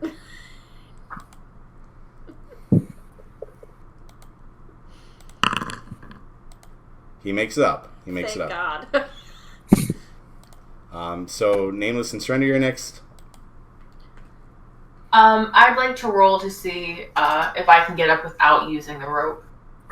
Yeah, sure. Yeah, it's just athletics. Let me check. Yeah, I'm not touching that rope. I don't trust any of these people. Yeah, you get up without using the rope. I'm assuming Serenity is probably trustworthy and will just use the rope. And you get up just fine. Everyone gets up just fine. And there's laughter now. And so let's go ahead and get everyone into place. Let me just read a little bit of ahead. As you guys are kind of getting up and settling yourself up at the top of the wall, there's just this slow...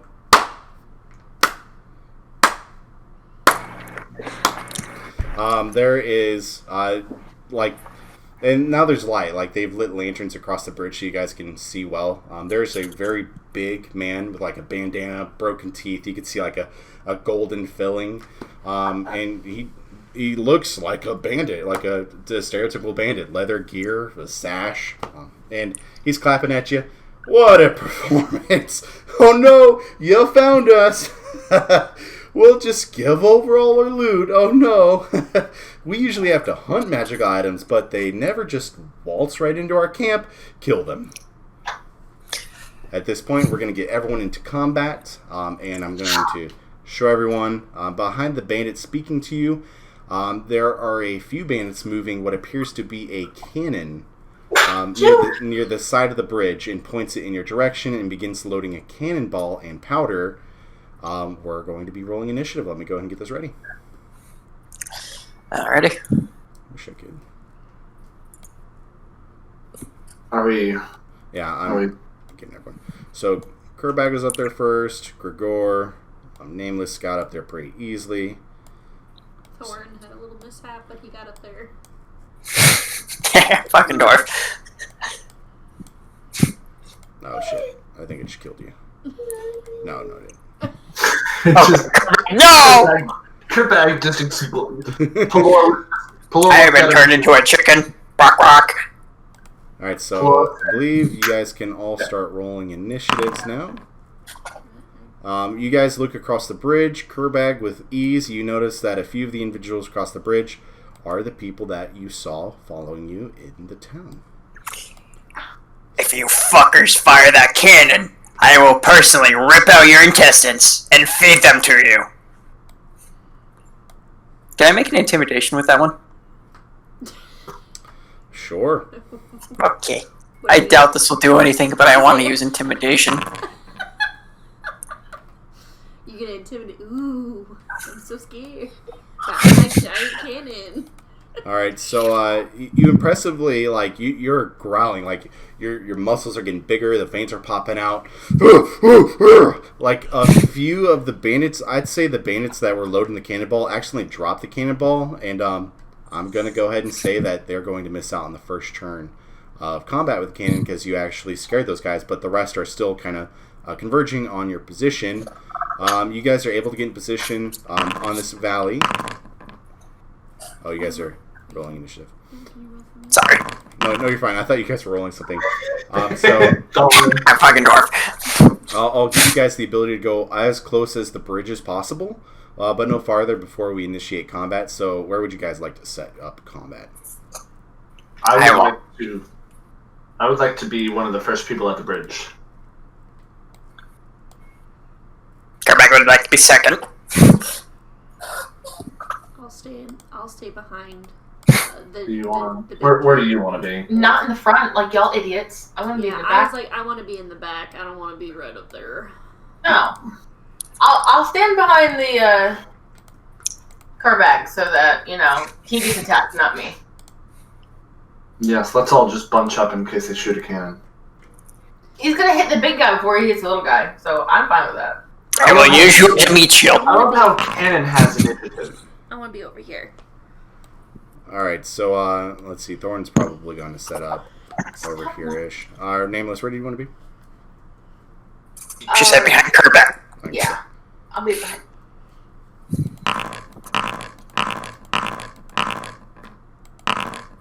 Alright, so the first person to go is Nameless in combat here. There's no surprise round. Everyone kind of knows what combat's doing.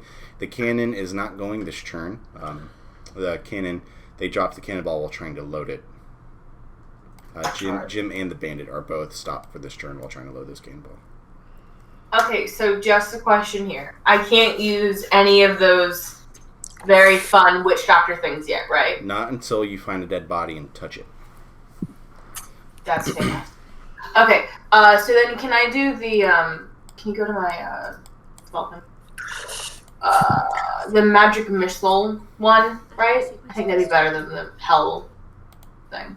Well, a hellish rebuke, I thought was It's a reaction to damage. it's a reaction. So if you get hit, you can be like, "Oh, I got hit. Let me just snap right back at you." Okay, cool. So I'll do the magic missile one right this second, and I want to aim it at the asshole in the front of us.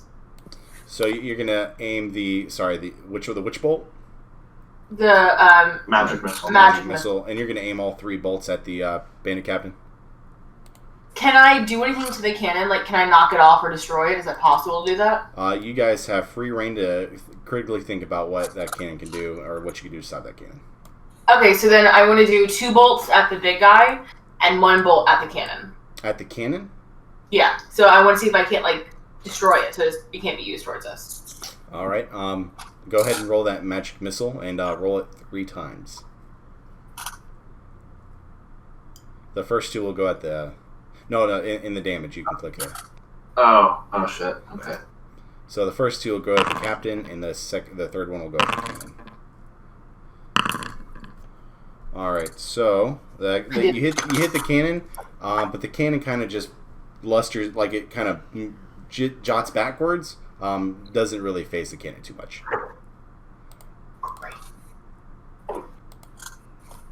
Don't look at this big. So, out of curiosity, is there any way we can add health to the enemies so we kind of know what their health is like, or is that too meta? I'm not going to tell you what the enemy's health will be. Understand that I do change their health and armor class, and it is solely my discretion. I use the monster manual as a basis, but not what the actual monsters can and will be. Alright. So how's the bandit leader looking?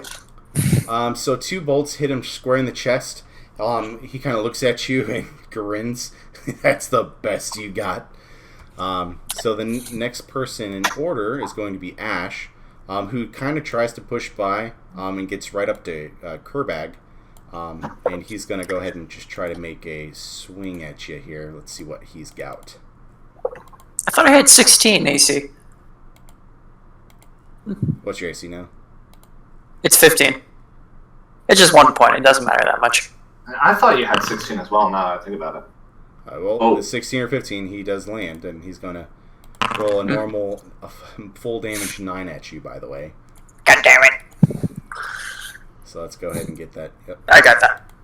Perfect. Give me because You fucking cur. So it is now your go. Remember that you have multiple features that you can use in the event that you need them. Gotcha. Alrighty. So, I roll to attack the fucker that just slashed me. Alright, and go ahead and roll to attack, and then declare any kind of specials or bonus actions that you're using. Okay. I would like to attack with my spiked boots, and then attack him again with one of my key. Alright, so use your key to use 2 bonus action unarmed strikes, which are 1d4s. 1d4s? Okay, where is that? Is that under monk? That would be your unarmed strike. Unarmed strike, it would be unarmed strike, okay. So I'm going to attack with that. Normal. 19 for the spiked boots. You hit easily. Okay, and I'm going to roll for damage now. Alright. And then 2 unarmed strikes. Do I roll twice for this, or just once? Just twice. You roll twice. Okay. 9 and 15. Alright, something is wrong with those dice, because that's rolling a 1d20 for some odd reason. Let me go ahead and... class features... do all the attacks hit? Oh, yeah, let me double check. I think you do get them. I don't think you have to... Oh, sorry, I rolled the unarmed attacks. That's why it's a d20. Oh, okay. So you go ahead and, the 15 hits. The 15 hits, okay. So just roll damage once? Yeah. Okay. Oh my god. Yeah, so your first kick lands right in his chest, and then you, like, second kick again. So, like, you kick once, like a bicycle kick, and you bring down your kick again, and you just clobber this guy right off the bridge. Falls in the water, dead. Next! Alright, so, let me go ahead, because I'm pretty certain. Yeah, he dead. Alright, so next is Randall. Randall's going to go ahead and... Flash in the lineup. I don't see him. I see he's still there. Oh, remove combatant. He's going to go ahead and roll to attack Grigor here, right in the front. So they both moved up at the same time to kind of attack at the same time. So he rolls to attack and rolls a 22 to hit. I'm pretty sure that hits you. Armor class 19, yeah. And deals 2 damage with you. So he kind of like skids, like he does make contact, hits your plate, kind of grazes your forearm a little bit. Doesn't do too much, but does make contact. Must have been threatened by my glorious kicks. Alright, so Grigor, it's now your turn. Declare your action, bonus action, special abilities, whatever you need. Okay, so I'm going to immediately throw up a Shield of Faith and place it upon Kurbag. Alright, so Shield of Faith, that's your one bonus action. You give Kurbag a current +2 AC. So Kurbag, you now 17 has to hit you. Okay. On top of that, I would like to... So, Atlas has the ability to either... I gain a 3+ bonus attack and damage roll made with this magic weapon. I can also either do rolls to 1+ and 2+ bonus to AC. So you get 3 additional points. You can divide that to your bonus attack and bonus AC, whatever way you see fit. So you can do 1 bonus attack and then 2 bonus AC, whatever you need. Just tell me in advance because I'll have to subtract that from your damage roll or attack roll. Okay. Is it possible to put all 3 to armor class? Yes, it is. So then, okay. Let me just double check. I think it has to be your armor class.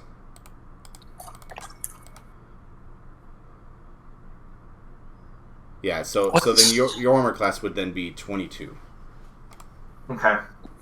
For the time being. Until the start of your next turn. Okay. So, I would like to do that. Alright. And then I would like to swing at him. Roll attack. And then we're going to subtract 3 from the final number. So that's an 11. That just misses. So you bring your sword down, and this guy he's kind of dexterous, kind of moves sideways, gets right out of the way from your weapon. You don't make contact with him. So by adding it to my armor class, it takes 3 away from my ability to attack. So the 3 is added in automatically in the system. So you see where it's 1d20 plus 3 plus 3. 1 plus 3 is your modifier, and 1 plus 3 is the weapon itself. So unfortunately, I can't just change it each time you roll it. We have to make. Oh, okay. So I actually rolled an 11. Yes. I see. Okay. I didn't know if it just debuffed me. Yeah. I get it now. So Garth is having trouble to see past Randall and his boss to either attack both Grigor or Kerbag. He's going to go ahead. He has clear sign of sight from Thorn. He's going to go ahead and try to shoot over at his way. Rolls to attack. Rolls an 8 and just right past Thorn's head. Thorn kind of laughs at him like, "That's all you got." Next is the bandit captain. He kind of sits at the end of the bridge. He's going to go ahead and walk up. He's going to take up the rest of the space on the end of the bridge now. And he's going to go ahead and try to swing once at Grigor with one hand and once at Kerbag with the other. Let's go ahead and pull that up. So that should be a disadvantage if you ask me. Just do, yeah, what? I was just saying, like, trying to do both of that. That should be a disadvantage. He ain't got 4 eyes. He's got a multi-attack, by the way. So that makes more sense. The scimitar is going towards Grigor in one hand. And he swings down, and some magical barrier just, like, blows his scimitar back. He's kind of stunned at this point. In frustration, he brings down his dagger trying to hit Kerbag. And Kerbag kind of, like... There's a magical barrier blocking him too. He's like, "Oh, what is this?" It's called You Suck! It's Grim's turn. Grim kind of moves behind, but he can't get past at this point. So he's kind of stuck behind them, kind of like moving left and right, trying to see who's gonna go down first so he can make back up. But can't do anything. Serenity, it's your turn. Okay. I want to use... Murder the guys on the cannon. Magic missile, magic missile, magic missile. Well, Magic missile. I want to use magic missile, but I'm debating if I should try to take out the bandit captain or if I should try to hit the cannon again. We're in the way, though. Not for the cannon. Serenity should be... Yeah, she's right to the left of you. For the bandit captain. Oh, bandit captain, gotcha. Well, I don't want to hit so them. all targets are within range of you and within sight. So would I hit them though if I tried to use my magic missile? Would I hit either one of them if you I tried to go to the... You can move like 30 feet, so you can move like to the edge, kind of shoot it, and kind of walk backwards. Okay, well then let's do the magic missile on the bandit leader. All right, so we'll go ahead and roll a magic missile here. Oh, sorry, we gotta give you your spell slots back.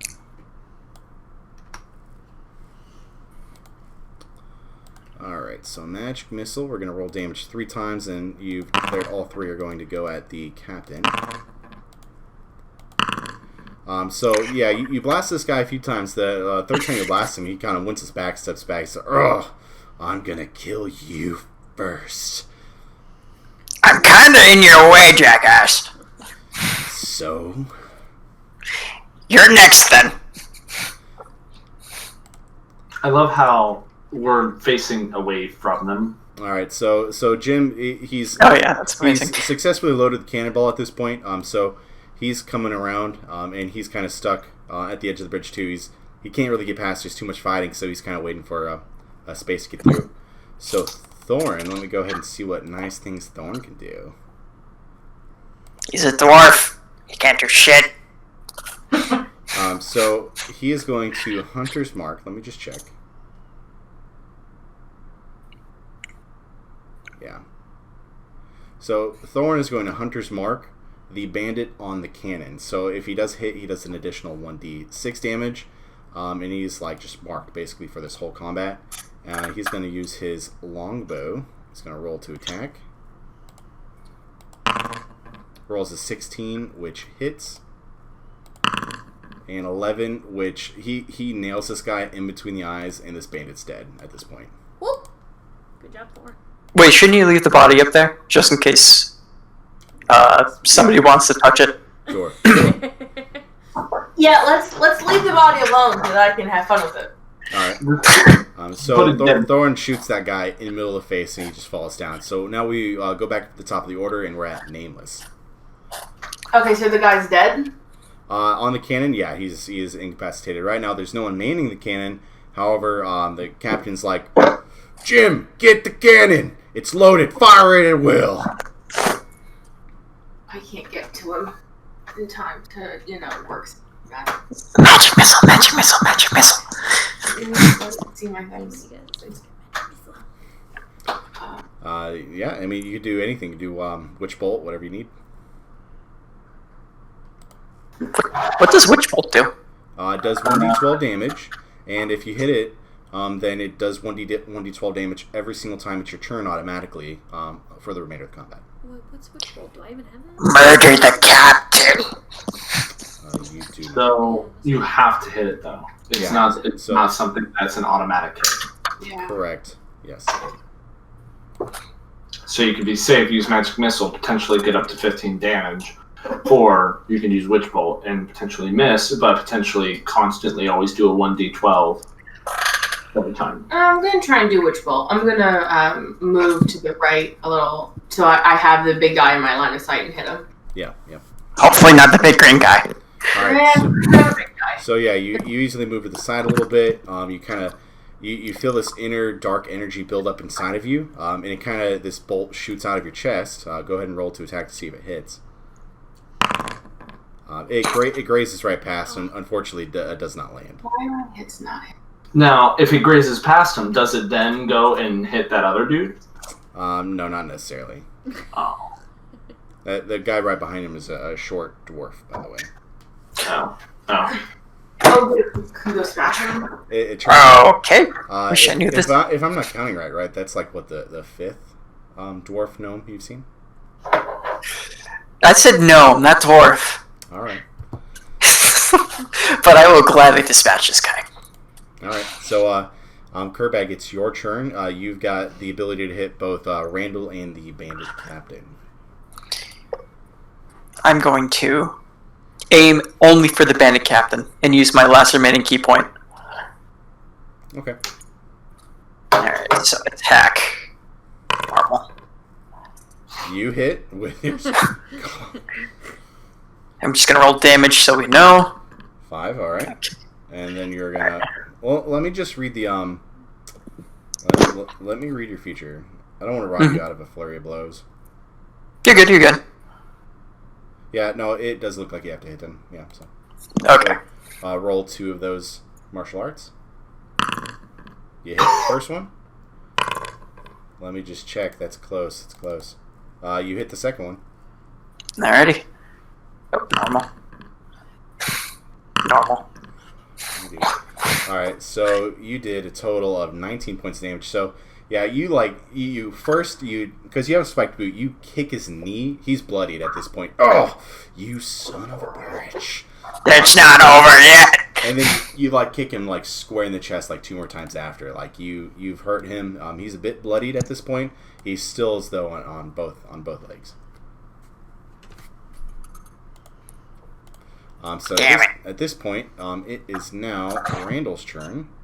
He's going to go ahead and just try to hit Grigor again. He's bloodlusted. He hit the first one. He is excited to try to do it a second time. And he brings his sword down.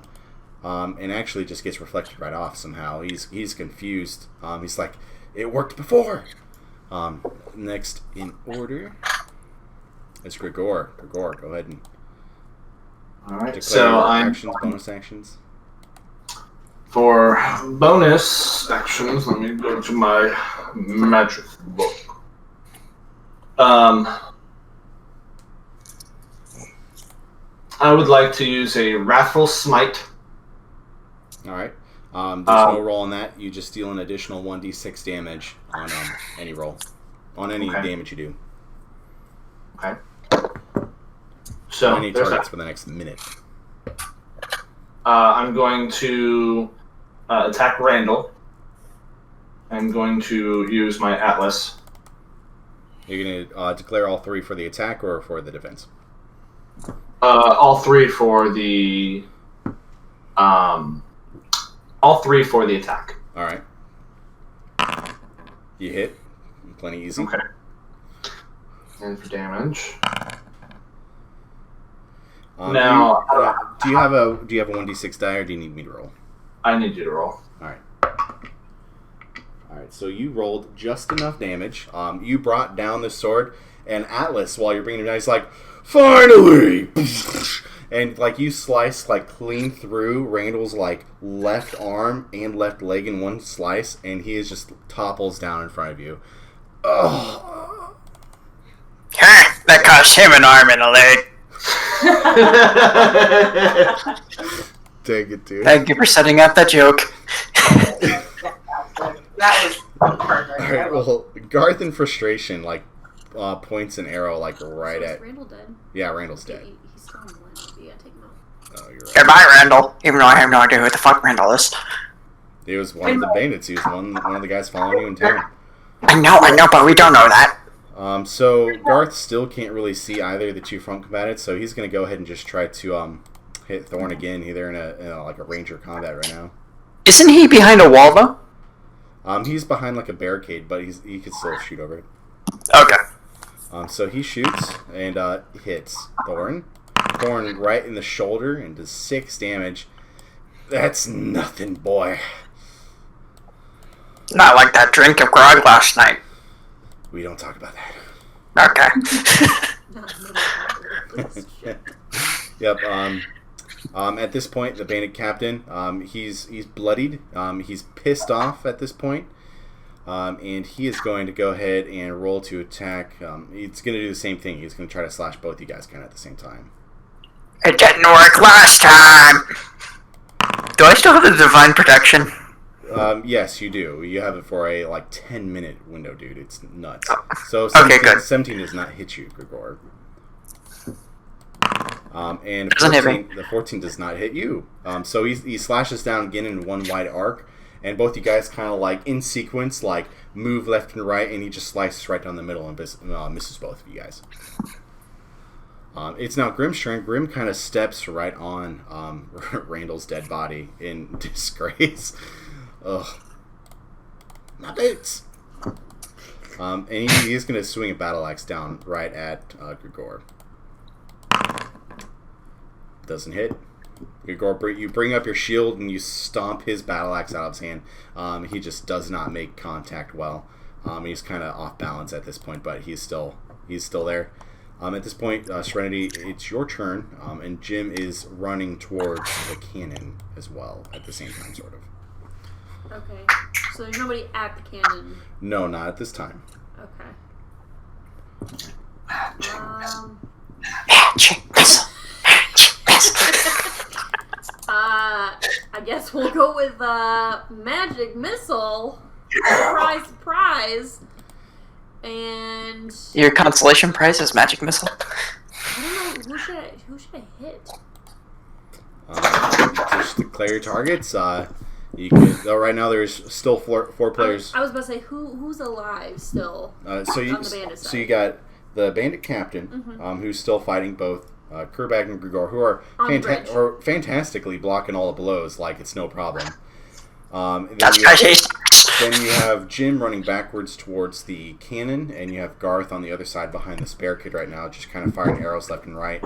He's made contact once. Okay. Well, let's go, I guess, for let's just go for the big guy, the big bandit guy, and I want to do all 3 on the bandit guy, the big guy. You mean the bandit boss? Yeah, that one. Yeah. So you nail him 3 times. He's still bloodied. He's kind of burnt now. He's like, you son of That. writhing in pain. But he is still standing though, barely, but he's still up there. It is Jim's turn though. He runs at this cannon, and he pulls this cannon back, and the string lights it, and he shoots. Let me go ahead and just double check the cannon stats real quick. Well, who does he shoot at? He's going to shoot right through Grim at Grigor, Kerbag, and possibly Nameless on the direction he shoots. Your intestines will be in your mouth. That's where I like them. Oh. Fire cannonball! So he shoots it in that direction. 16, man, that barely misses. So barely misses me, barely misses him, barely misses her. Perfect. So this cannonball, like, let's just say he aimed it wrong, and it just destroys the living hell out of like this like little corner in the dirt right here, like barely missing you guys, but it was powerful. Like, there is a good 5-foot crater in this wall now, and Jim immediately begins reloading this cannon. I need the cannon. So I must fire the gnomes out of it. Kill Jim Thorin. So yeah, Thorn's like, got it. I'm gonna shoot him square in the eyes like I did the other one. Rolls a 23 to hit and lands it. Oh my god. And destroys Jim's life. Yes! Like, he called the shot, and like Jim just like gets nailed right between the eyes, like the. Yes. Way to go, Thorin. I'm upset. Why? Because you didn't want him to die. You have to fire the cannon once. I know. All right, Nameless, it's your turn. Can I get close to, or can I get to Randall's dead body? Yeah, sure. I mean, the only problem is if you're trying to reach down at that dead body, like Grim is kind of right above it. If you reach down, he's probably gonna make a like. I don't want to say a reaction attack, but you can't just kind of like reach over to someone who's actually trying to kill someone. It would definitely be an reaction attack, though. Yeah. But if I do something to the dead body, it would also hurt him. But it might hurt us. But I don't care about y'all. I'll let you try. He's gonna try to attack you. I'm gonna say he's probably gonna get an attack of opportunity, even though it's not a normal attack of opportunity. Trying to like reach below him to touch that corpse. You could certainly go over there and. Do you want to declare that? I just want to use one of the new things. I know. Wait, I just realized the dwarf is dead. No, the dwarf is right there. He's so You see the crossbow guy? So if I use one of the witch doctor thingies, will it hurt like the gore or? It's creatures of your choice. So the first, let's say if you could do well of profane if you touch the corpse. The first time a creature within range of this takes damage, they'll take an additional 1d10. So basically, you can make everyone weak. You can blind all the foes in the area, so they'll be blind and have disadvantage on every attack moving forward. And you can also do well of ruin and make everyone lose 2 armor class as well, or well of protection and give everyone 10 armor class on that bridge. So okay, you could pick the well though. Grim is though attacking you with that attack of opportunity. I'm saying. I'm sorry. Say that again. The dog is. Oh no! I'm saying Grim is going to land an attack of opportunity with this well touch. Even if he'll be hitting me while I'm doing this, right? So like you grabbed that corpse and you felt the power surge. Like you've always ever since your last stream, like you felt this power and you needed undead. So you wanted to touch this corpse, you reached down, you grabbed it, and the power surged to the corpse, and you kind of imagined everyone in the room. Did you want to do the blind one? What was the one before the blind one? So you currently have. Let me just pull this back. I'm sorry. I'm trying to concentrate. The dog is just really loud. It also does not have it in the spellbook. Yeah, so unfortunately, with this being a custom class, I don't have much to put in the spellbook. So you have Well of Blindness, which is everyone within 10 feet, which would be the creature of choice, that's everyone on the bridge, would be blinded. Darkness, which would be what you have as a dark elf, the darkness spell. The Well of Ruin, which would give everyone enemies of your choice -2 AC, or Well of Protection, which would give all your friendlies plus 2 AC. Or the last one that you can currently do is Well of Profane, which would make it so any time an enemy's hit for the first time near that well, they would take an additional 1d10 damage. So, I wonder which one would be the most effective right now. Second. Could she technically... I'll do the blind. You think the blind one would be the most effective? You'd blind like the last two people. The only other person would be the archer in the back. But even though I'm gonna blind this guy, he's still gonna try and get me, right? Oh yeah, he's swinging at the same time you're reaching down to this corpse. Okay, yeah, I think I'm still gonna do the blind one. All right. So he does land it, and he hits your arm as you're grabbing it, and it does hit. And then all of a sudden, the bandit captain and him, he's like, "I can't see! And they're kind of like flailing around at this point. They kind of actually get turned around, and they have no idea where each other are. And let's go ahead and go down the rolls here. Everyone that can attack them are going to attack with advantage at this point. You're welcome. But you do take 6 damage from that attack of opportunity, so let me go ahead and just... Still very healthy. That's all.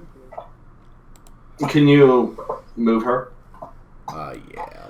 Let's see if she squeezed like right through this crack. I just realized I was muted. Okay. Alright. Alright, Kerbag, so go ahead and declare your attack and do it with advantage. Kick the goddamn boss in the balls. Alright, declare your attack. Remember, roll advantage. Yes. Attack. Advantage. You hit him in the balls. Is it normal? Oh yeah, it's not critical then. Critical's 20. Alrighty. Normal. Oh, 10 damage. Nice. Good. Alright, so you hit him. He kind of like drops down to like one knee, but he's still grasping both of his blades. How is he so fucking alive? Oh. He should drop them, because I kicked him in the nads! He just like, he's grimacing on the ground right now, but hands, he's got like hands over his family jewels with the dagger, and like Scimitar holding himself up on the ground, kind of thing. Grigor, it's your turn. Alright. I am going to attack the dude with the axe. I rolled advantage. With advantage, that hits actually. That just hits. Okay, thank God. And 7 damage. And then you also did Wrathful, so you got to do your 1d6, which I'll do for you. Let's see, it's a 2. Should check. You cleave him right down the half. Like you slice him, he's dead. He kind of falls backward. There's like just a pile of bodies. just disappear. Okay, because I can go get him too. I can touch all the dead bodies. If there's anyone left. Garth is running. He reloads the cannon this turn. And Frank. So yeah, he reloaded that. See if he makes it. Serenity, it's your turn. See if he makes it. Can I go to If Serenity misses, I'm betting on Thorin. Do you want to know your damage ones? Yeah, what besides magic missile? You got the chromatic orb. Okay, that's the one where I can do elements of like fire, thunder. Yeah. What's thunder wave? Thunder wave would be like doing damage to everyone in front of you, so that would actually damage. Yeah, no, I don't want to do that. It does not work well in water. It will kill everything. Let's actually try something different. Magic missile! Magic missile! Wait, can I ask a question? How much damage does the chromatic orb do compared to magic missile? It does 3d8 damage, so it could do at most 24. But you have to hit it? 15. Oh, actually, so I can do more. Yeah. But do I have to hit it? You have to hit it, so it's a ranged spell attack. But you actually, that sounds fucking amazing. 3d8. You get an advantage, right? Yeah. Okay. So let me do chromatic orb, and do I have to pick what kind of element I want to do? Yeah. Use your imagination. I want to do. I'm feeling a little bit of lightning. Like I want to do a little bit of lightning, and I want to hit Mr. Man with the cannon. Yeah. You hit him. You don't even need to roll advantage for that because you hit a 20 and. You throw out this lightning ball from your arm. You kind of twist it around, and you throw it like a baseball, and it lands right in the middle of his chest, and he actually explodes like a balloon of blood. Like he just. Pink mist. Oh, that's cool. Yeah, so everyone's dead except for the pirate captain at this point. Okay. Can I talk out of turn right now or no? So you can talk out of turn at any point, and the bandit captain's about to roll. Okay, you fucking bandit captain. Don't move. We killed all your friends. You're blind. You're bloody. I need you so we can take all your loot and then bring you back to town. Over my dead body! And he rolls with disadvantage, unfortunately for both attacks, right where he heard Kerbag's voice.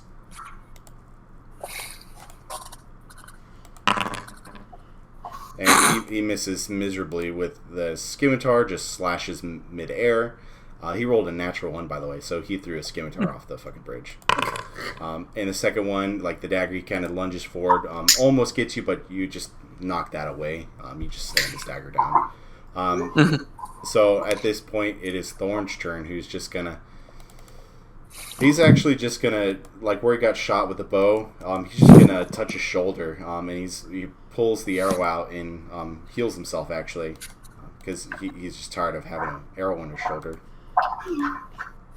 Yeah, just be a fucking vampire. Take the wound out and just automatically heal. Yeah, he heals himself back up. Okay. No name. All right, I'm just gonna knock him out. Yeah, it's your turn. There's plenty of room to kind of like walk over the dead body at this point. All right, so it's up to you. You can murder him, which it appears the group does not want you to do. So, that's what I want to ask. Do we not want him dead, or do we want him dead? We can get more loot, and we can bring him back, and I can talk him and feather him. Thorn kind of like... Thorn kind of yells for the conversation. All the loot's in here, you idiot. Whether he's dead or not, we could still get all the loot. Kill him! Yeah, there might be secret passages. We could probably get more of a reward if we actually bring back the guy, but there's no way he's getting out. His knees are bloody and gone. His dick is literally hanging out. He's probably going to die on the way. Kill him! It's too much of a liability. He's hurt us. I can hear you talking about me. I don't care what anybody else says. So is there more dead bodies I can touch? You got another dead body that you can touch. Grimm's, you could just walk over, grab that. But I believe that's your action, by the way. So, you would not attack. Okay, then we're going to do magic missile and all of it at him, please. Dang it! Yep, roll all 3. If I'm even able to hit him. What the hell is it with this and just not being able to hit him at all? No. That's damage. So you did do 9 damage. So you blast him backwards. He is still breathing, but like you blast him on his back at this point. Like he's prone, kind of like laying down, bleeding out on the ground. Kerbag, your turn. Okay. You hit him. Let's just roll your damage. Wait. Isn't it my turn after Nameless? Yeah. Yes, it's your turn. You just said it's your turn. Okay, I got this. I go over to him, knock his weapon out of his hand, and start to tie him up. No! Yeah. I'm just gonna kill him while y'all are asleep anyway. You might as well kill him now and save me the trouble. If I'm saying you should kill him, then there is something wrong. Kill him! He starts like crawling towards the edge of the bridge, trying to get off. I go over and stomp on his hand. No. Kill him. No, kill him! Kill him. So, wait, what does he have as a weapon now? He dropped his scimitar off into the river. I mean, you could explore for it. He's got a dagger. He dropped the dagger, actually. Mm-hmm. Oh, he dropped the dagger too? Okay. Can I roll for... What are you rolling? I want to roll intimidation to make sure that he stays down and that he lets me tie him up. I'm gonna kill him when it's my turn.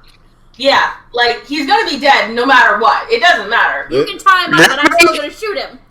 So, listen. Okay, so at this point, I mean, he's incapacitated on the ground, kind of like crawling. Yeah. If anyone else wants to make the killing blow, like steal Kerbag's, you go up and roll your damage. Roll damage. No! If you don't kick him, I will. kick him!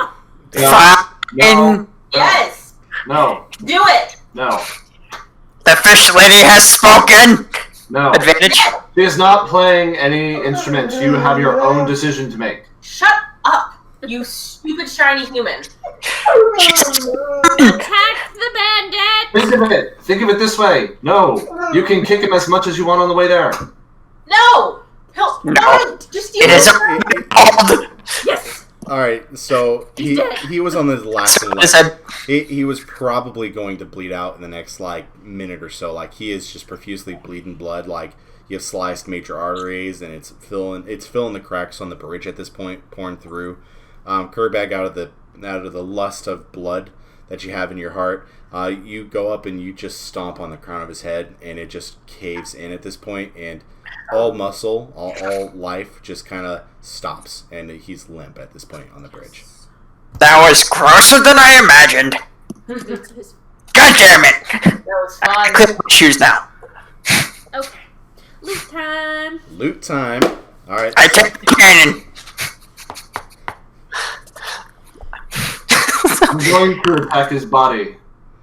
You don't need to roll attack on a dead body. But yeah, no, you slash him you rip off a good amount of muscle, where his tattoos were, you just slice it right off. I'd like to investigate his body for anything of value. Yeah, sure. So it's pretty obvious on his waist was a golden key. I'll take that key any day. Alright. Wait, shouldn't we roll investigation first? Yeah, sure. Alright. Shouldn't all of us do that, or just her? Sure, you guys can roll your investigations. I can't. So Hey, now since it's in a cave, does Nameless get an advantage on her investigation? Yes. So any wisdom checks, she's going to roll normal. If she was not in the cave, she'd roll at disadvantage. Ah. Wait, is that insight or investigation? It would be investigation for loot. Investigation is intelligence. you have to roll an investigation. Yeah, not wisdom. Yeah, I'd have a +2 for some reason. So Thorin, we'll do Thorin. Fuck!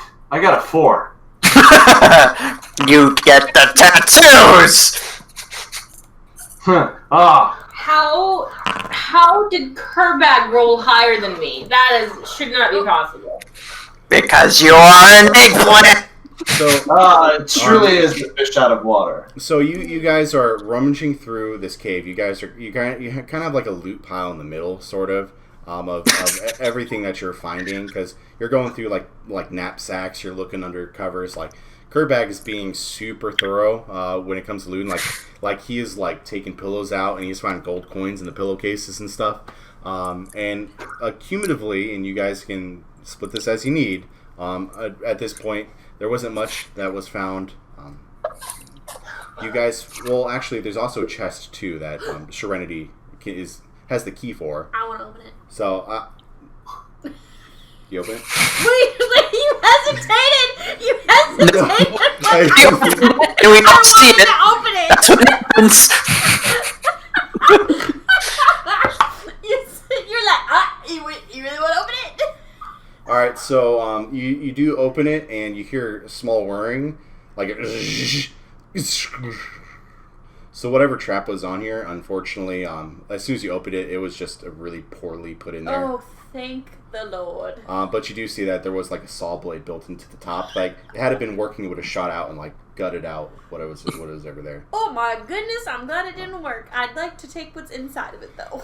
So inside of the chest, you do find a mountain of gold and silver and copper. There's just more than what you guys could carry by yourselves. Around the cave, you guys also found a staff that whenever you guys touched it, it radiated power.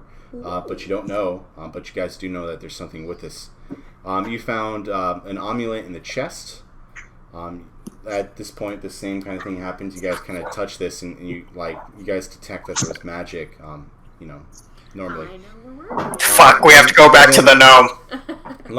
While looking through the chest as well, while you guys were getting gold, you didn't see it, but you grabbed the gold, but instead you picked up a cloak of sorts that was completely camouflaged.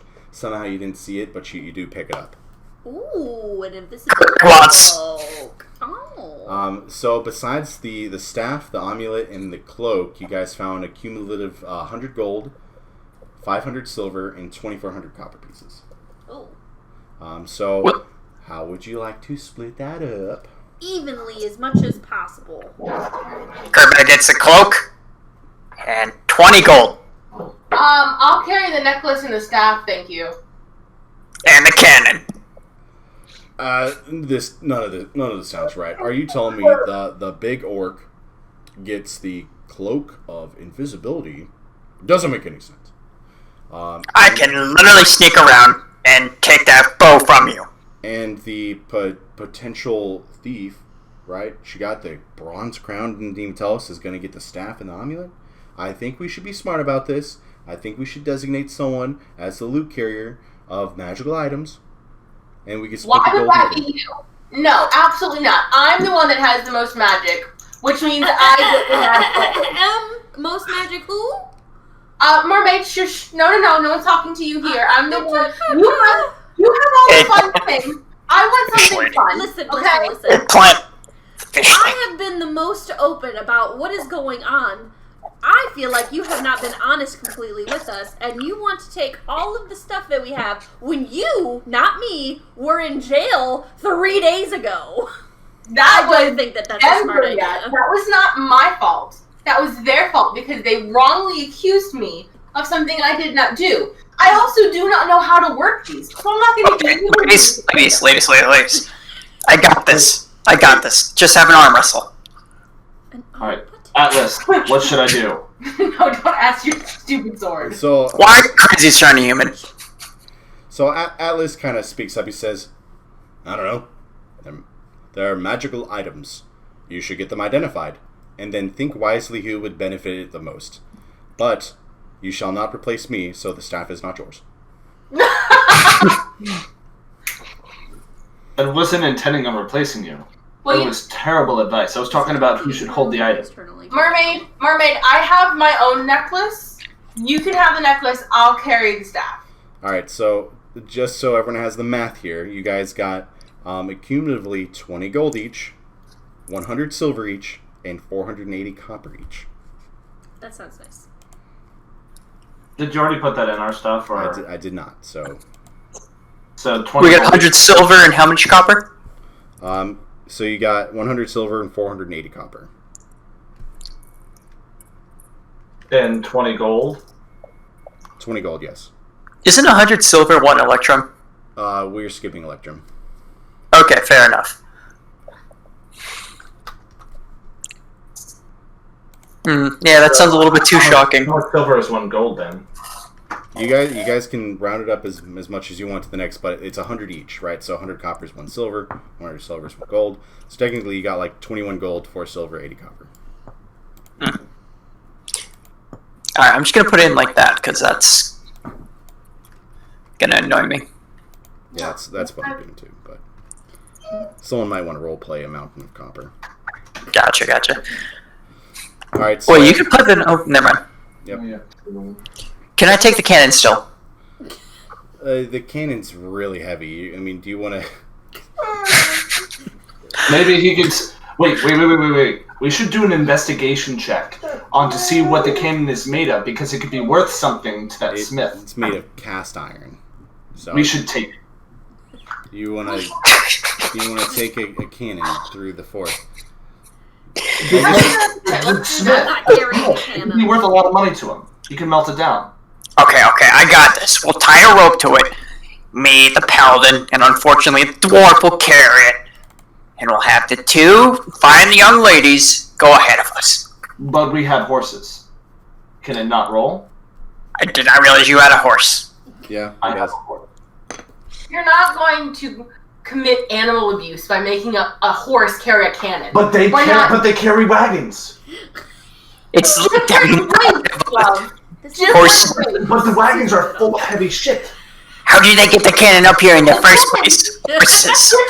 If anybody's gonna carry this stupid cannon, it's gonna be you, because you're an idiot. And it's also gonna be the tall orc. It's not even carrying. It's pulling it. Yeah, you're fine. You're strong enough. You and the other 2. That's what people use as horses Oh, for. I got this. We'll tie a rope to me, the dwarf, the shiny human, and the horse. That sounds terrible, because if we get caught in a fight, then we're going to be spinning around. Can we just go back to town so Remember, I can you identify what are thick. I have? I was not talking about your skin, I was talking about your skull. I've got an Thick idea. skull. I've got an idea. Darren and Derek know this forest, and they want the iron. So what if we tell Derek that there's a good amount of iron to be smelting down in this cannon? Tell them where it is. They can go get it themselves and give us a smaller amount of the reward that they would have paid it for with them doing the labor. No, because they're going to cheat us out of the money. We're already here. We might as well take the cannon. Wait. I got an idea. Take a cannon. We can have the dwarf call us dwarf buddies. We're in a mountain, right? There. Alright, you know what? For whoever is going to be making this decision, we are going to arm wrestle. Oh yeah. I So it's swear a to strength God. check, right? Swear to God. Thorn doesn't care for this, so he's not gonna move. Aww. Thorn won't care about that. So you guys grab all the loot. You guys are pretty sure you got everything, right? You guys got the chest. Kerbag's going through like every piece of cloth. And then Grigor and Kerbag are being idiots and dragging a cannon through thick forest. Now, you guys are basically on the edge of the forest. It was about half day, like midday, when you guys killed the bandit leader. So you guys easily get back to town because you guys are right at the edge of the forest. At nightfall, the blacksmith is closed. It's getting dark and shops are pretty much closing. Let me go ahead and just activate us back here then, since we're no longer in the camp. But the tavern's still open, and you have a cannon. I am bringing the cannon upstairs with me. Are you afraid someone's gonna steal a cannon?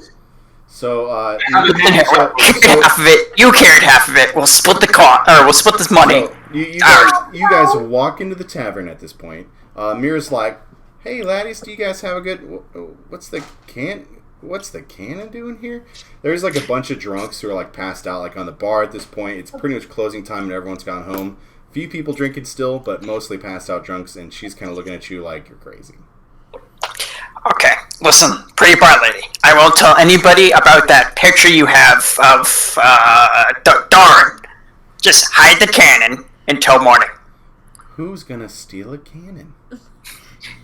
Many people. It's worth it all. You can put it in the kitchen, and then you can get it in the morning, and no one will take it because no one can move around a cannon. Okay, who is saying this? What? The barmaid. Okay, the barmaid. Okay. I just want you to know, barmaid, if I come back and my cannon is gone, Who's his... I will be outside without your body. You will be dead to me. Okay. Well, time out. Besides dismembering the pretty barmaid, our cannon, it's not even your cannon. Me and Gregor, the shiny human, carried it back. Not you. Also protected said cannon. Mm-hmm. It'll be split at least 3 years. Here. Let me arm wrestle you, and I'll split my half so Gregor can keep his. Okay. Can we just go to bed? Please. Not before the arm wrestle. I already arm wrestled you. You lost. Not you, nameless. You're gonna arm wrestle me? Yes, because you want some money, and I'll arm wrestle you out of the money. I don't agree to this. No. I don't agree You to should this. not agree to these I'm terms. not doing that. You should not agree to these. You into agreeing to it. I will definitely lose. It is not an even fight. Intimidation. You can roll with a disadvantage like 4 times. All right, And guys. there's So, Perception check 6. You that one. so you guys store the cannon in the back of the kitchen. She's nice enough to magically have a chain there and bolts it down to the ground so no one can steal it. And She's Thank you, Magic My Lady. And then gives you guys the key, so you guys only know that you're the only ones with the key to the chain that holds the cannon down in the kitchen. And she's like, for the rooms, it'll be 2 gold for all of you. Well, it's 10 gold. 2 gold for all of you. Oh. Alrighty. I sleep on top of the cannon. What a steal. And still give her 2 gold. So Kerbag pays 2 gold to Mira, and then everyone gets a room. Everyone Nice. everything Kerbag for the. I sleep on top of the cannon. All right, so 77 gold. But he's so obsessed with this. Alright, I changed my golds. I changed my gold. Watch. The Okay. box must be like, it's useless. All right, it was 2 gold for all the rooms, not for each room, by the way. So Kerbag was nice enough to pay for everyone's room. Wait, it was 2 gold Oh, okay. for rooms? Yeah. So only Kerbag lost 2 gold because he willingly paid up. Okay. In that case. That's fine. I sleep on top of the cannon No, anyways. I thought it was 2 gold per person.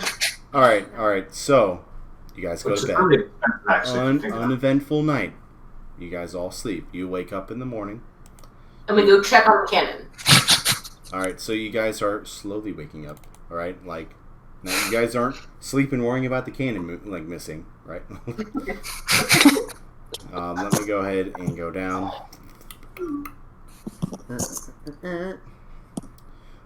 So you guys kind of wake up and you kind of hear like raised voices downstairs in the tavern. At this point, you can hear there's like a woman shouting. It's not Mir though.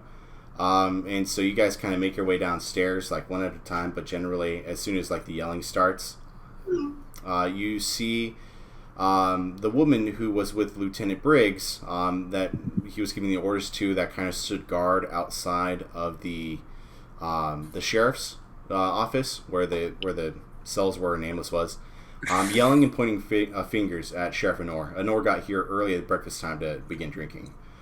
This is the first time that you've seen her facial features.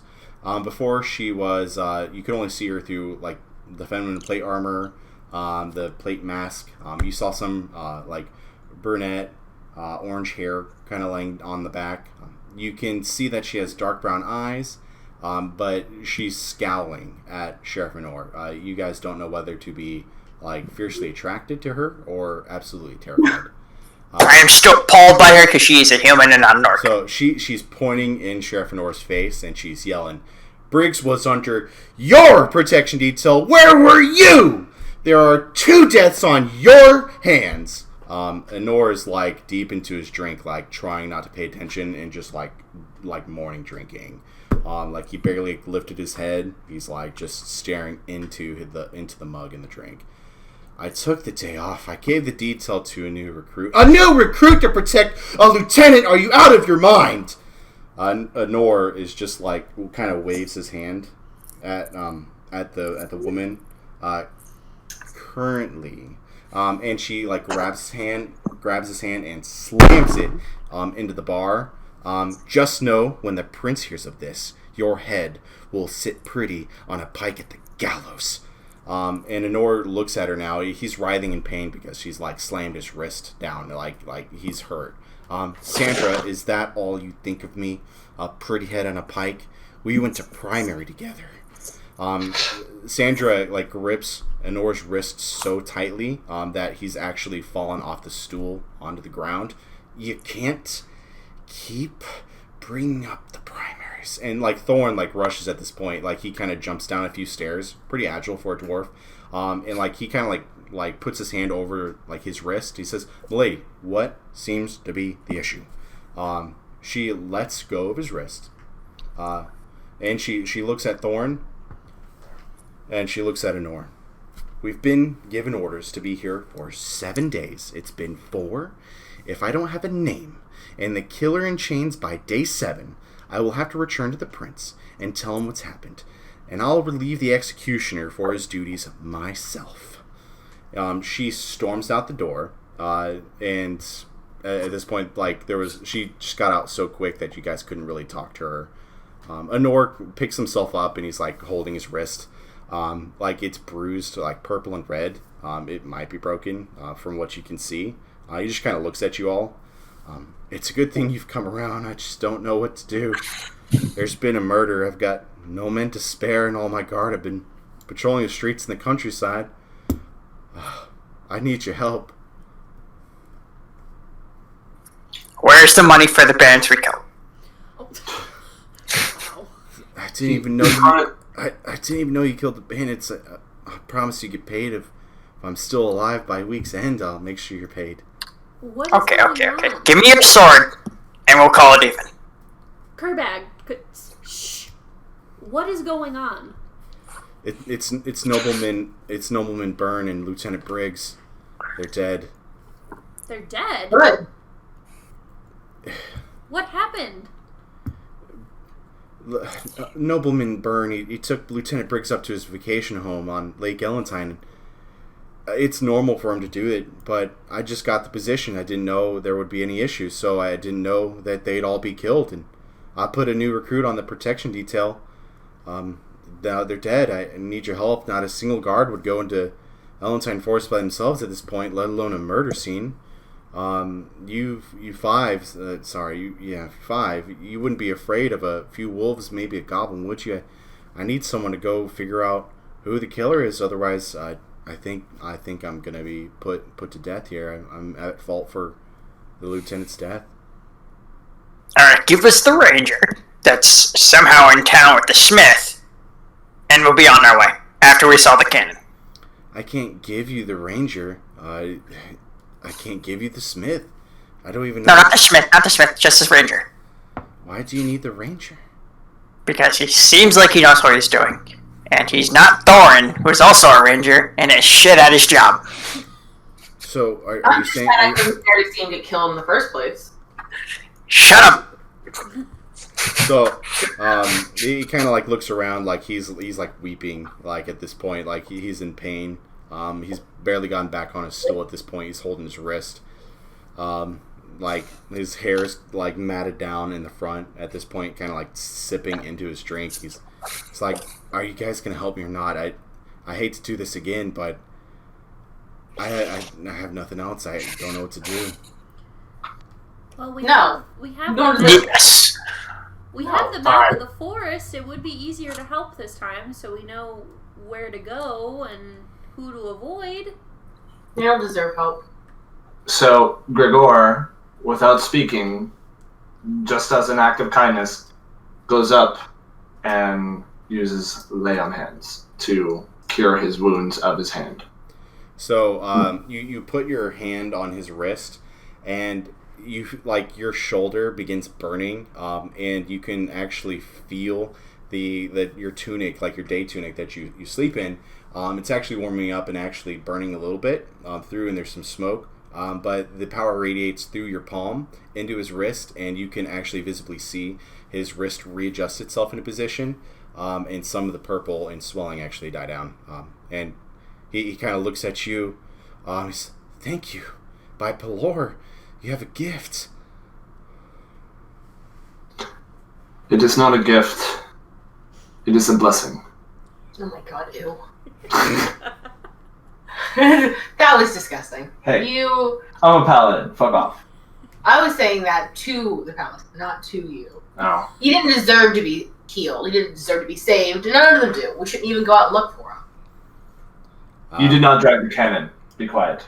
Yes, but I'm also the one that they tortured. You weren't tortured. I shouldn't have to help them.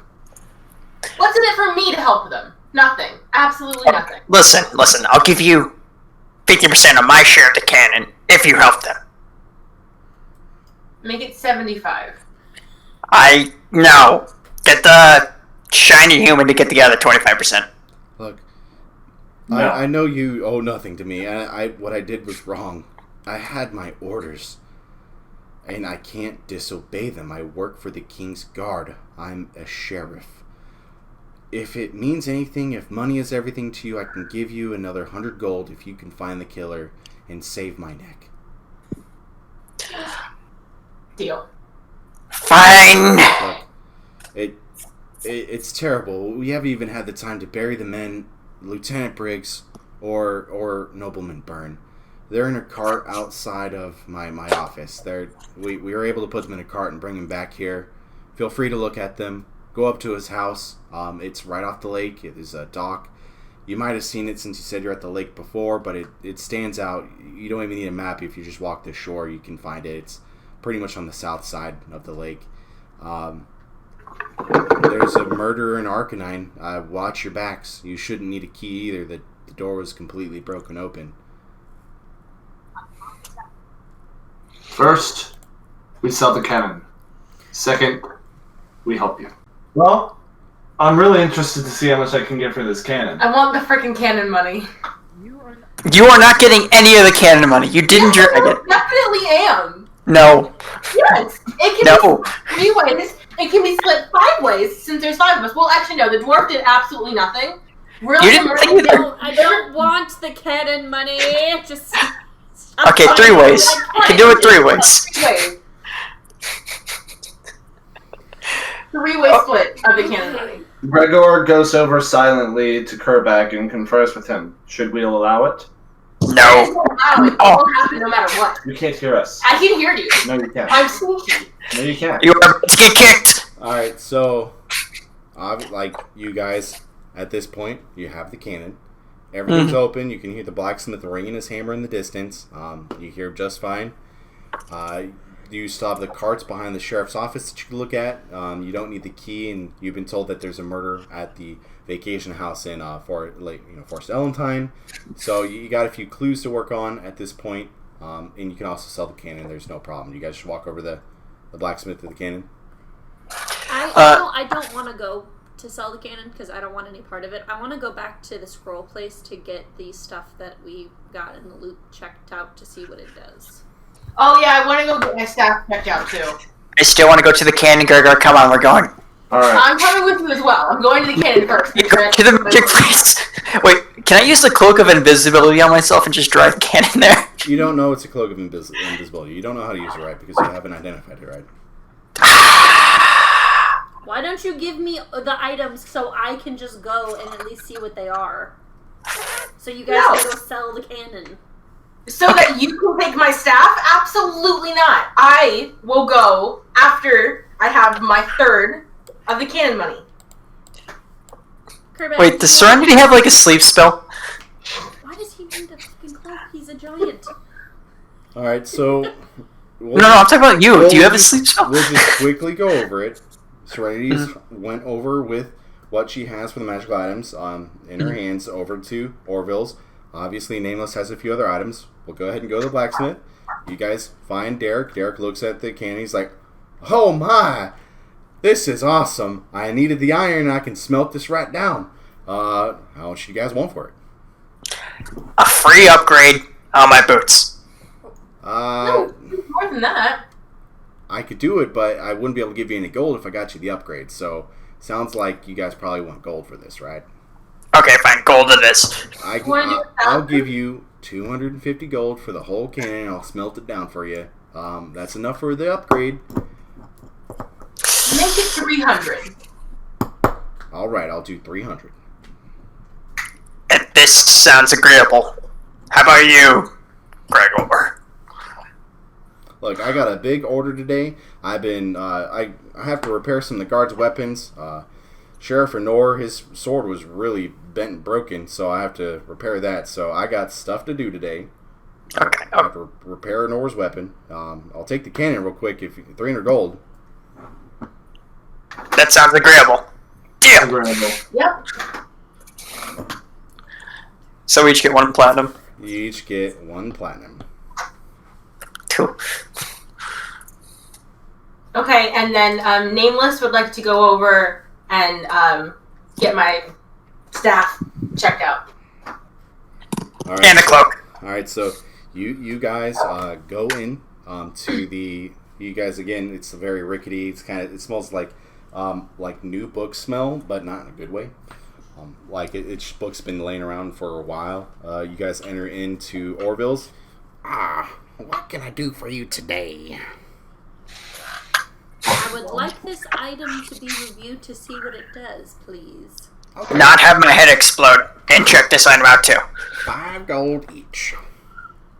Alright. Can I possibly get it for any lower? The pearl itself that's required to be used costs 5 gold. So I'm just giving you the material price for the identification. I suppose I will be willing to part with the 5. Alright, so which item did you have? I think I had the amulet. Alright. Yeah, you have the amulet. So he holds the pearl in his hand, and it kind of shines through the cracks in his knuckles. and he's holding the amulet at the same time. This, it's a proof against detection and location. While wearing this, you're hidden from any divination magic. You can't be found by any kind of, let's say, paladin or cleric or god. Okay, do not give that to the drow. I don't want that. I want to know how much my staff's worth, or what my staff is. All right, 5 gold. Can I roll an intimidation to see if I can't get that lowered? Wouldn't I recommend it? You could try. Okay. Sorry, that was a bit meta. So he looks and he's like, hey, okay, fine. 4 gold, 99 silver. No, it will be 3 gold. Any other items I could do for you today? It's the It's orc. the cape. He just skips right over you. Oh, No, he skips right over Nameless. He goes, okay, 5 gold. alright, I gave him the 5 gold already.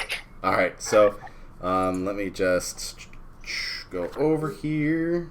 Already adjusted to it. Yeah, no. Oh, shoot, I forgot to put the loot in there. Alright, so yeah, so I'll help you guys put in the loot, but I can actually put it in the loot for you. So he puts on the cloak over his head. He's kind of like kerfuffling it around. He puts the pearl in his mouth. You can't really see much because you can't like see through him or you can't see like through him at this point. But there's like light shining down, like everything below it's like super shiny. He takes the cloak off. He throws it back at you. He's like, while you wear this cloak, if you cover your head with it, any kind of perception checks, people try to find you, they're going to be at disadvantage, or they'll have a hard time to get you. You'll be nearly invisible to them. And you'll have, basically, you'll be able to sneak around anywhere with advantage checks.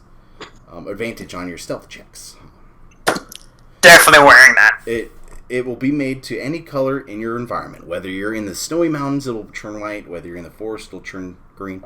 Wherever you're at, it'll change its color. Monster.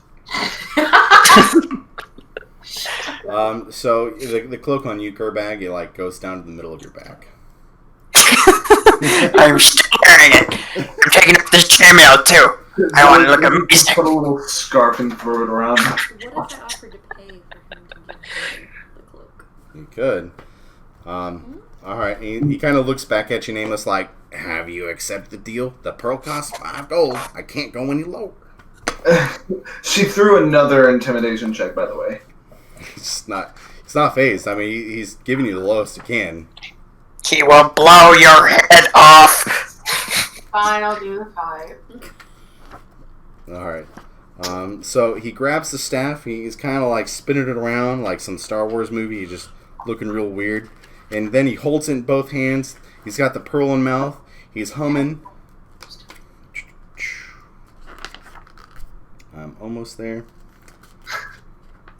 Alright, so he like gives you the staff back, spits out the pearl, wipes it off, puts it in his pocket.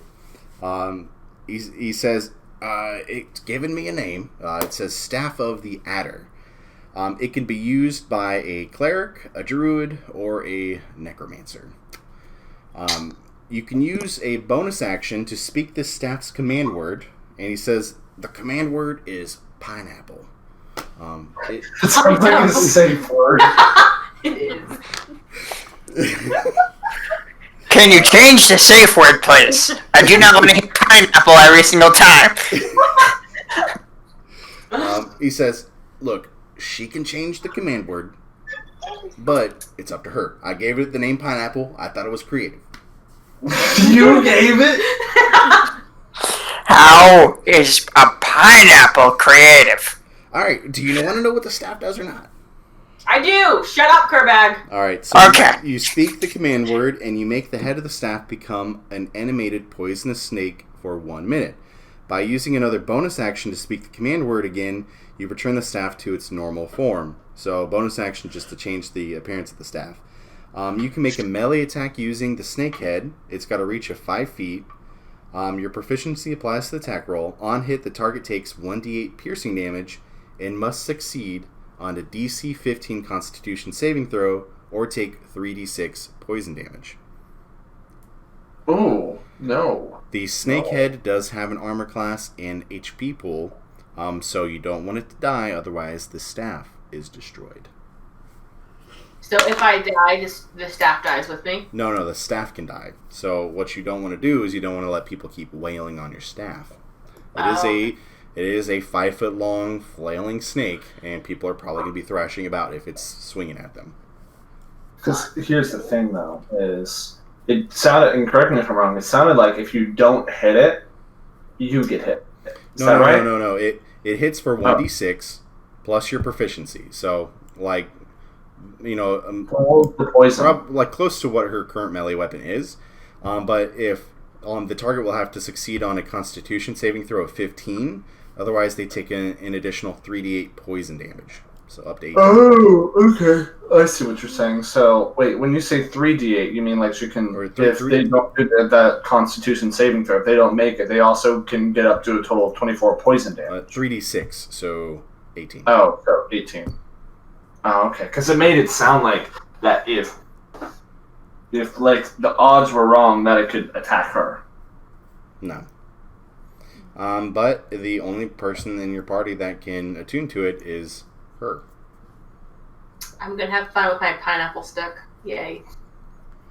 Change! So the amulet makes you undetectable by divination magic. Okay. Divination is typically used by gods, clerics, and paladins. Okay. And so the cloak works, but if Kerbag uses it, it's only going to cover his back, and his back will be partly invisible?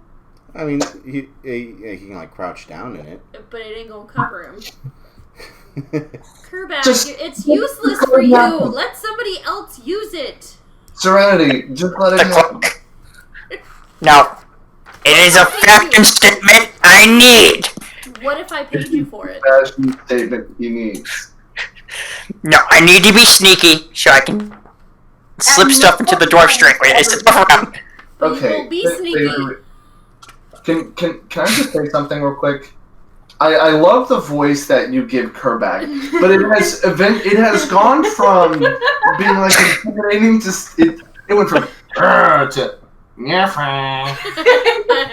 I'm sorry, the night goes on, I get drunker. It just sounded like it's slowly, hear me out, slowly becoming like a little bit Kermit.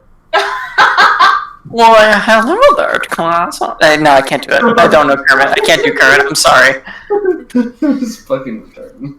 Yeah. You can't use that word. It's No. a bad word. Oh, it is a bad word. Do not call an orc a Kermit. So Orville looks at you and he goes, "If there's any items you don't want, I'd be willing free to trade my bag for it." Bag? What's his bag? The bag is the bag that literally. The bag looks like the size of his fist, and mind you, he's a small little guy. I'll tell you what it is. This bag, we call it the Bag of Holding. It has unlimited space. No, fuck that. I want my. Can I put a cannon in it? Well, no, because here's the thing, though. If you had, if it's unlimited space, can it be heavy or does it negate weight? It's another dimension. You can put whatever, as long as it fits into the hole of the bag, you can put it in the bag. Okay, I'm trading the cloak for it right now. There you go. Have the cloak. Give me the bag now. No! Too bad. Trade the cloak for the bag? He can. Orville's holding out the bag and holding out his other hand for the cloak. And Kermit takes it. He grabs the cloak, puts it over himself, and you can't see him anymore. Nice joke. No. Thank you for the bag. I want to try to buy the cloak. Alright.